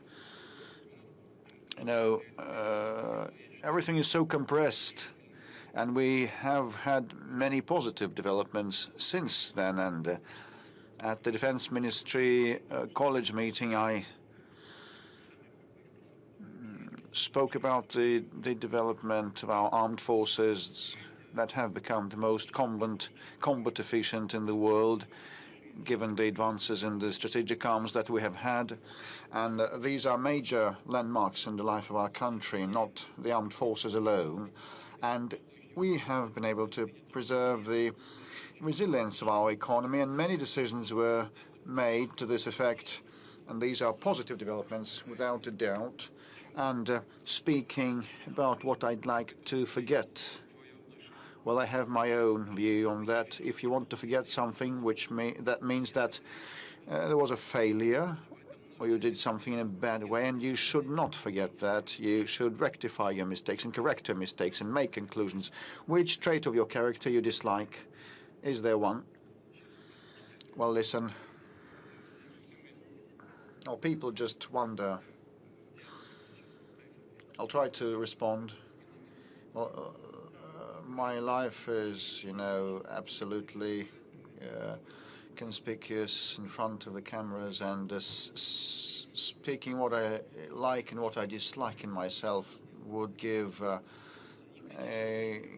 rise to rumors and idle prattle. And do have a true faithful friend. What is true friendship? It's a matter of notions. In the first instance, true friendship means mercilessness. And in my situation, you know,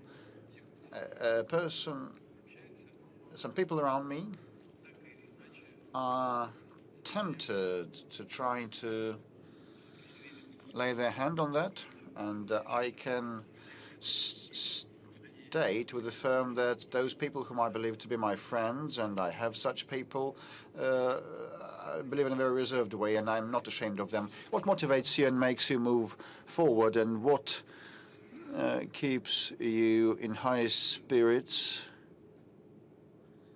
What motivates me and makes me move on, it's about the trust of people. And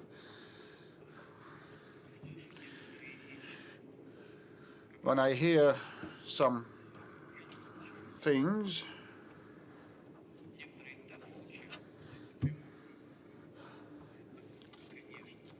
well, some of the things sound in a jarring way, and others are inspiring, and they are motivating.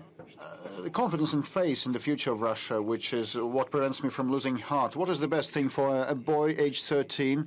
Excel at studies, or love fatherland or motherland, or anything else? Well, he should love his mother, first of all. And this is not an irony. I once again would turn to Naran. He needn't speak up. I will say everything for him. We had a discussion the day before yesterday when I invited him to come to the Kremlin, and previously when he had made a report, I had asked colleagues to ask what outstanding issues are there, including some routine things and day-to-day life-related things. And we talked with him, and Naran may forgive me. I think he'll forgive me. I just asked him, what would you like? And he responded, my mom is elderly and she has some health conditions and problems. Will you please help my mother? And such an attitude towards one's mother is not merely an attitude of one person to another person. It's a mindset, a mentality. So people with this attitude, become heroes of Russia.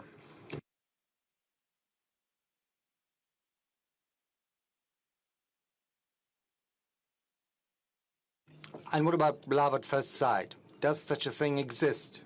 I think it does. Where does motherland start from? For you personally? For me personally? Well, it starts with my parents.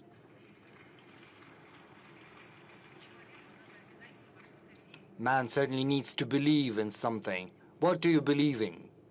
And God Almighty, who is with us, and who'll never forsake Russia. The number of messages has exceeded 3 million, which is unprecedented. So the last question. What will Russia look like in 200 years? Will it exist even? Well, 200 years. Well, I don't know how it happened, but you've asked me to project a message hundreds of years into the future, which is very hard to forecast because given the growing technological component, given the increased influence of AI, given our accomplishments in genetics and biotechnologies, it's impossible to forecast how human consciousness is going to evolve, whether borders will be there in future, hundreds of years hence. So it's kind of a message from us to our descendants. Well, I try to do that based on how things stand right now, but as for what is going to happen in 200, 200 years ago, well, 200 years, that's not that long because the Bolshoi Theater is celebrating its 250th anniversary. So for Russia, 200 years is not that big of a time stretch. I'm hopeful that the country will be highly educated. And this high level of education of our citizens is going to serve as a foundation for high technological development. With the help of these technologies, the country will be capable to address all the tasks in front of us, be that in economy, in healthcare, social policies.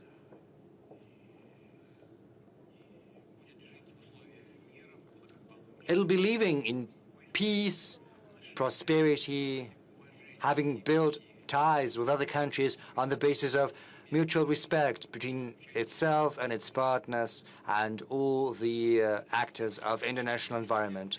Thank you. Well, yes, just a moment. I promise this is not the end. Well, please, please.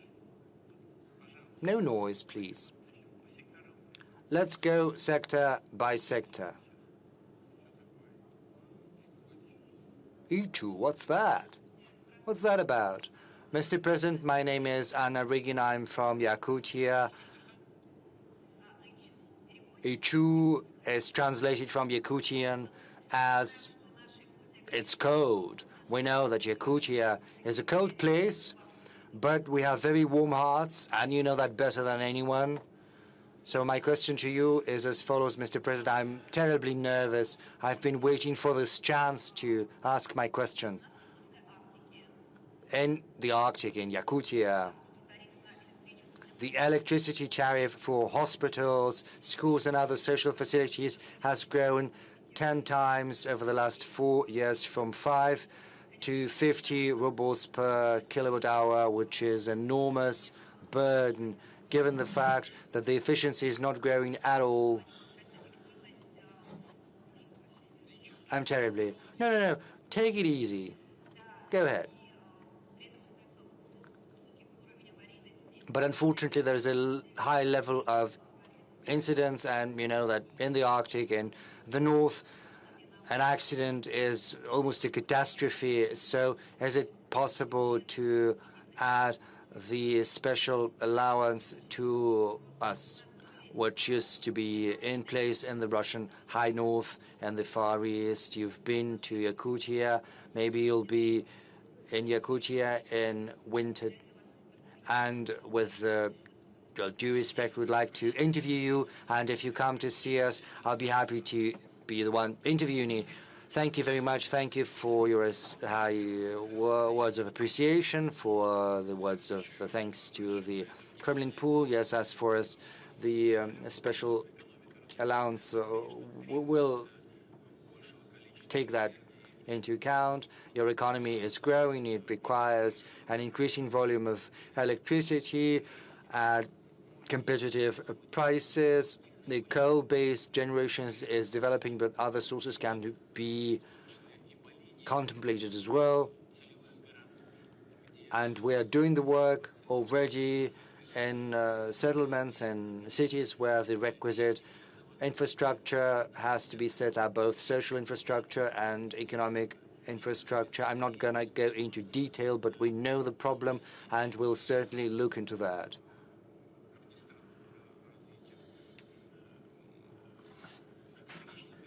We'll work on green sources of energy without forgetting, however, either gas-based generation or oil-based generation. Another, fuel oil, of course, is not that efficient as a source of energy, but we'll certainly use different sources of energy, and will also increase the capacity of the grid.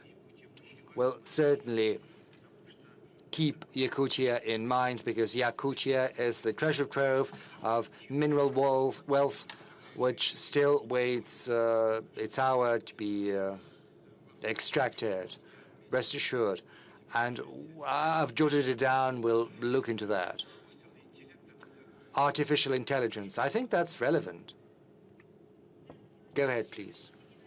Good afternoon, Mr. President.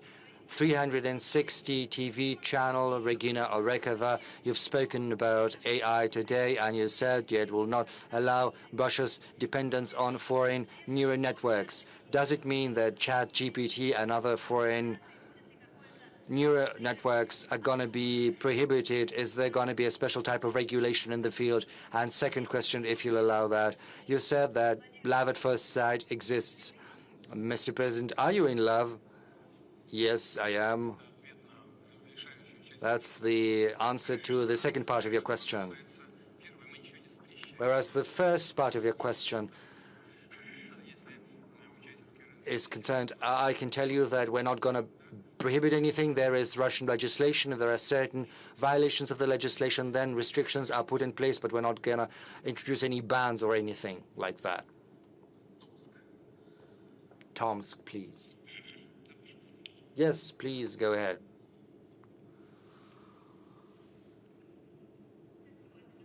Mr. President, good afternoon. Tomskaya Vremya, Gulnara Motibaeva.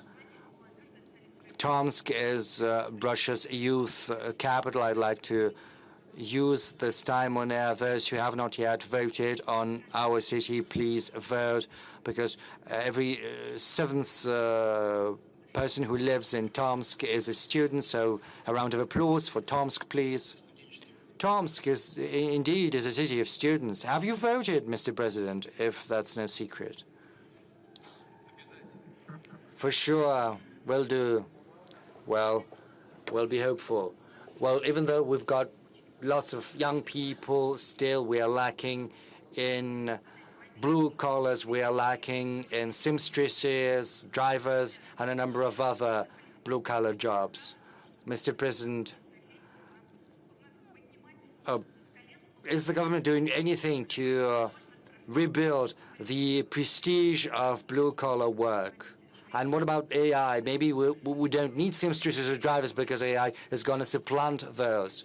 Well, I'm offended by your question, but because I think we are working systemically on preparing highly qualified workers, and this is done in a systemic fashion.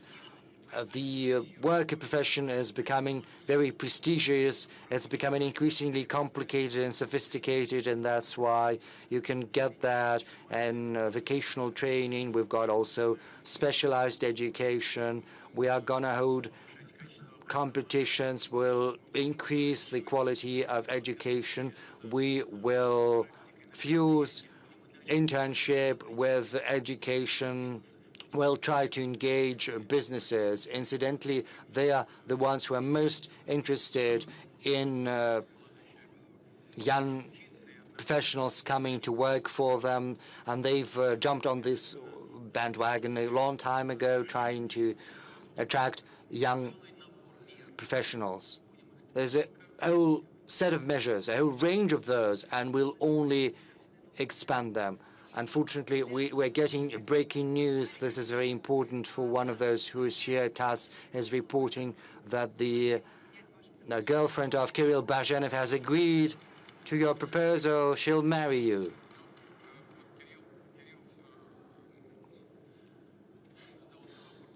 Well, Kirill has been asking the question about the material component of life. Well, of course, it's important. It's the right thing to do for the gentleman. He is the one who's supposed to contribute to addressing these material. Well, you know, we'll take a hat and we'll do some collection, well, at least for your wedding. Another Ukraine. There's another question. Yes, we've covered Ukraine, but we have not yet covered another Ukraine. Good afternoon, Mr. Ukraine. Network media, another Ukraine. This is a network movement. Of course, my question is about Ukraine because it applies directly to our motherland, Russia. Trump has said that Zelensky is using war in order to avoid holding elections. And in response to that, Zelensky said he is ready to hold elections in 60 or 90 days, which is cynical lies, because Zelensky has destroyed his country. He decided to choose arbitrariness and violence over democracy. Mr. President, you said that a referendum has to be held on de jure recognition of new territories in Ukraine as per Ukrainian constitution. How can a referendum be held in a country where a gang has usurped the power, destroying democracy and everything else? Because for a referendum to be held, first constitutional order has to be re-established, the ban on 18 parties has to be lifted, a law has to be introduced on on stopping the prosecution of those who spoke against the coup d'etat, because the amnesty was adopted after 2014, which basically pardoned those who were the ones initiating the coup d'etat and even the violence they employed for their own self-interest. Electoral law has to be re-established as well, because half of Ukrainian population has fled from Zelensky. That's 18 million people, according to the estimates. Where are they supposed to vote? Sanctions have to be lifted against Ukrainian citizens, and the revocation of citizens against those who did not agree to the neo-Nazi policy pursued by the regime. Media have to resume their activity after having been banned before. What about your question? Yes, getting there. Without these measures, a referendum would only mean legitimizing the criminal regime, basically election without election. Understandably, the criminal regime of Zelensky is, with the support of the West, is not going to agree to that. In March this year, you proposed a way out, interim governance in Ukraine under the aegis of the UN, Russia, the US, and European countries, which would create the necessary environment for holding democratic elections. So my question is as follows. Do you stick to that proposal you came up with on temporary governance in Ukraine, international governance? And if no,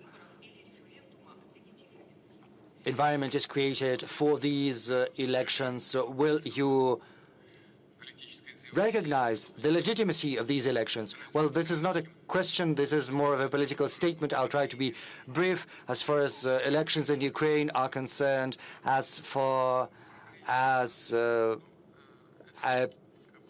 international temporary governance is concerned, well, yes, I did suggest that. But it was only a hypothetical.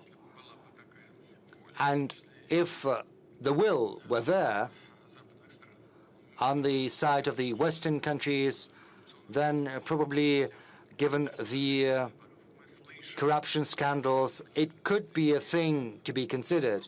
But as far as elections go, we hear statements from the heads of the regime. They insist that the Western countries and the U.S., and allegedly they are ready for those elections. Well, Western countries have to ensure security. That means they want a ceasefire. I would like to draw your attention to the following. Well, Russia did hold elections, both presidential elections, municipal elections, and regional elections. In September, Russia held another round of elections. But who ensured security during those elections? Quite the contrary. There were attempts to sabotage those elections with a view to dismantling our internal unity. There were strikes against poll stations. You know, I think that was in Donetsk, People's Republic. You know, people were queuing at the poll station. A shelling started. People went to the shelters, and once the shelling was over, they came back and they cast their ballot. We never demanded anything. We just did what we thought was right. And I think the current representatives of the Kiev regime could do the same if they truly wanted that. However, if they want to use the elections solely to put an end to Russia's advancement on the battlefield, then they are wrong. That said, I'm going to say something which is probably going to sound surprising. We are willing to think about how to ensure security during elections in Ukraine. Well, we could refrain from strikes in the depth of Ukrainian territory on election day. But there is one nuance which we cannot circumvent, namely, in the territory of Russia, there are millions of Ukrainian citizens living from 5 million to 10 million, and they are entitled to vote. And if elections were to be held, we have the right to demand that those who organize these elections should provide the right to cast their ballot to those Ukrainians who are currently residing in the territory of the Russian Federation. There are other nuances that have to be studied laboriously, but this is no idle matter. I do agree that the authorities in Ukraine sooner or later have to become legitimate, and that is impossible without elections. Let's move to this sector, Siberia.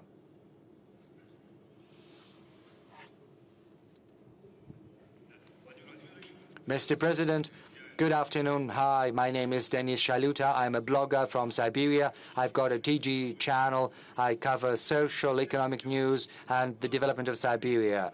Since October this year, there are rumors circulating around the establishment of a cluster for deep processing of rare earths and non-ferrous metals. Do you think this is the best solution to provide our economy with critical metals and to relaunch Russia's industrialization? Because the prospects are enormous, they're huge. There is a will at the level of the Russian government to complete this project. This is a very interesting project. And, you know, right along the line, these plans were formulated back during the Soviet times. This region is very promising in that It has almost 360 sunny days. Even though it's in Siberia, the climate is very good. And there are huge opportunities to extract minerals and process them. You know, the logistics is very good. Certainly, this cannot be addressed the way it used to be during the Soviet times, you know, through Gosplan and through allocating the requisite budgetary resources. That has to be done via modern means. We need to make companies interested so that they would invest and the state would provide the necessary support. In general, such work in order to implement projects on this promising land is underway. I think it is very promising. We are finding investors, potential companies that could invest, and we need to support them, provide the necessary benefits and services, create logistics as well as the sources for power generation, so on and so forth. I'm not going to give the whole list because this could be a large-scale historical task. We will keep working on it without any doubt. Mail, please. Hello. Good afternoon. Thank you very much for the opportunity to ask a question. Mr. President, you have said repeatedly, you've reminded that the Russian culture is the backbone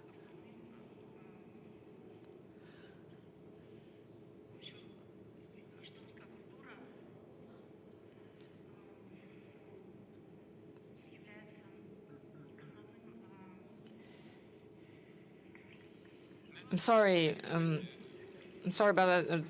Just don't worry.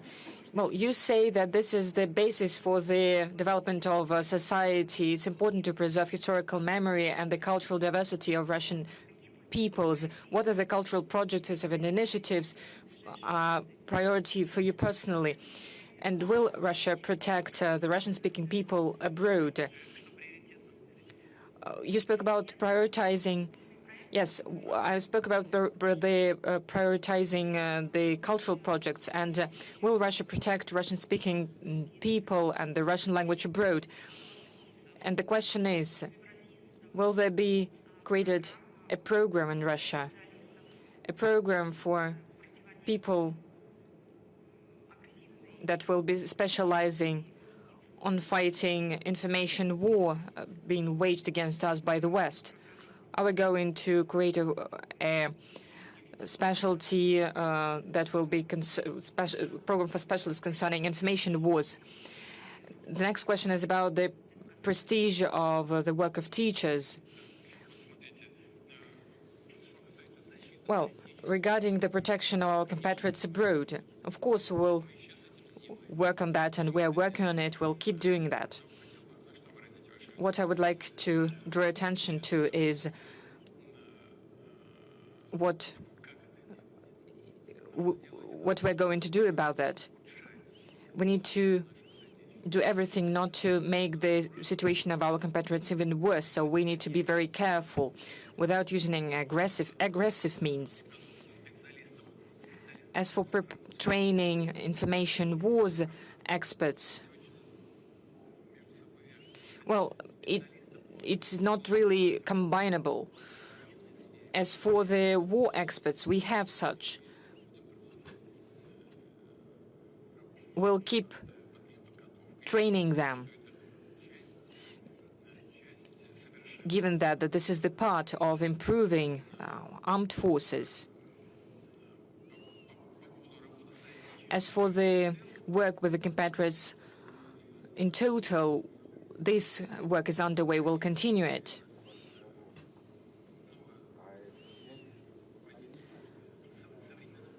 We need to introduce modern instruments so that they would be effective, so that they would be accessible for the consumers. As for the separate, meaningful cultural projects, there are many of them. I would not like to give any specific projects because it creates an unhealthy competition, meaning that we support one projects and do not support the others. But there are such projects, and we will support them. You can be sure of that.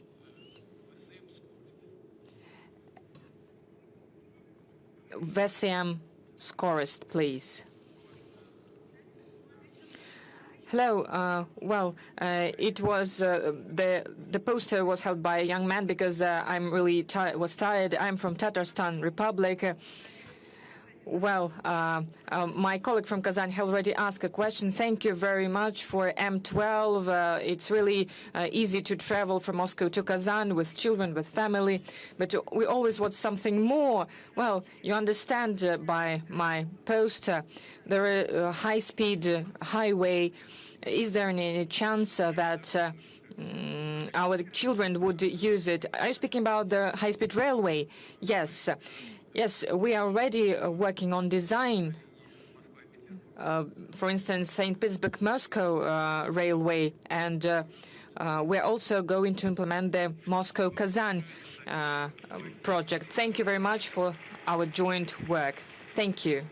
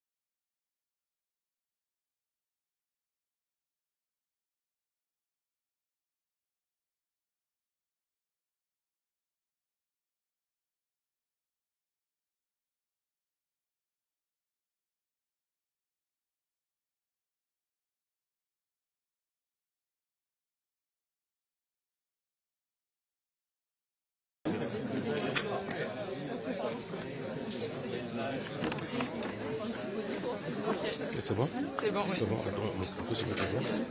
On va se mettre là. À 80 déjà, t'es Bah au ouais. max, quoi.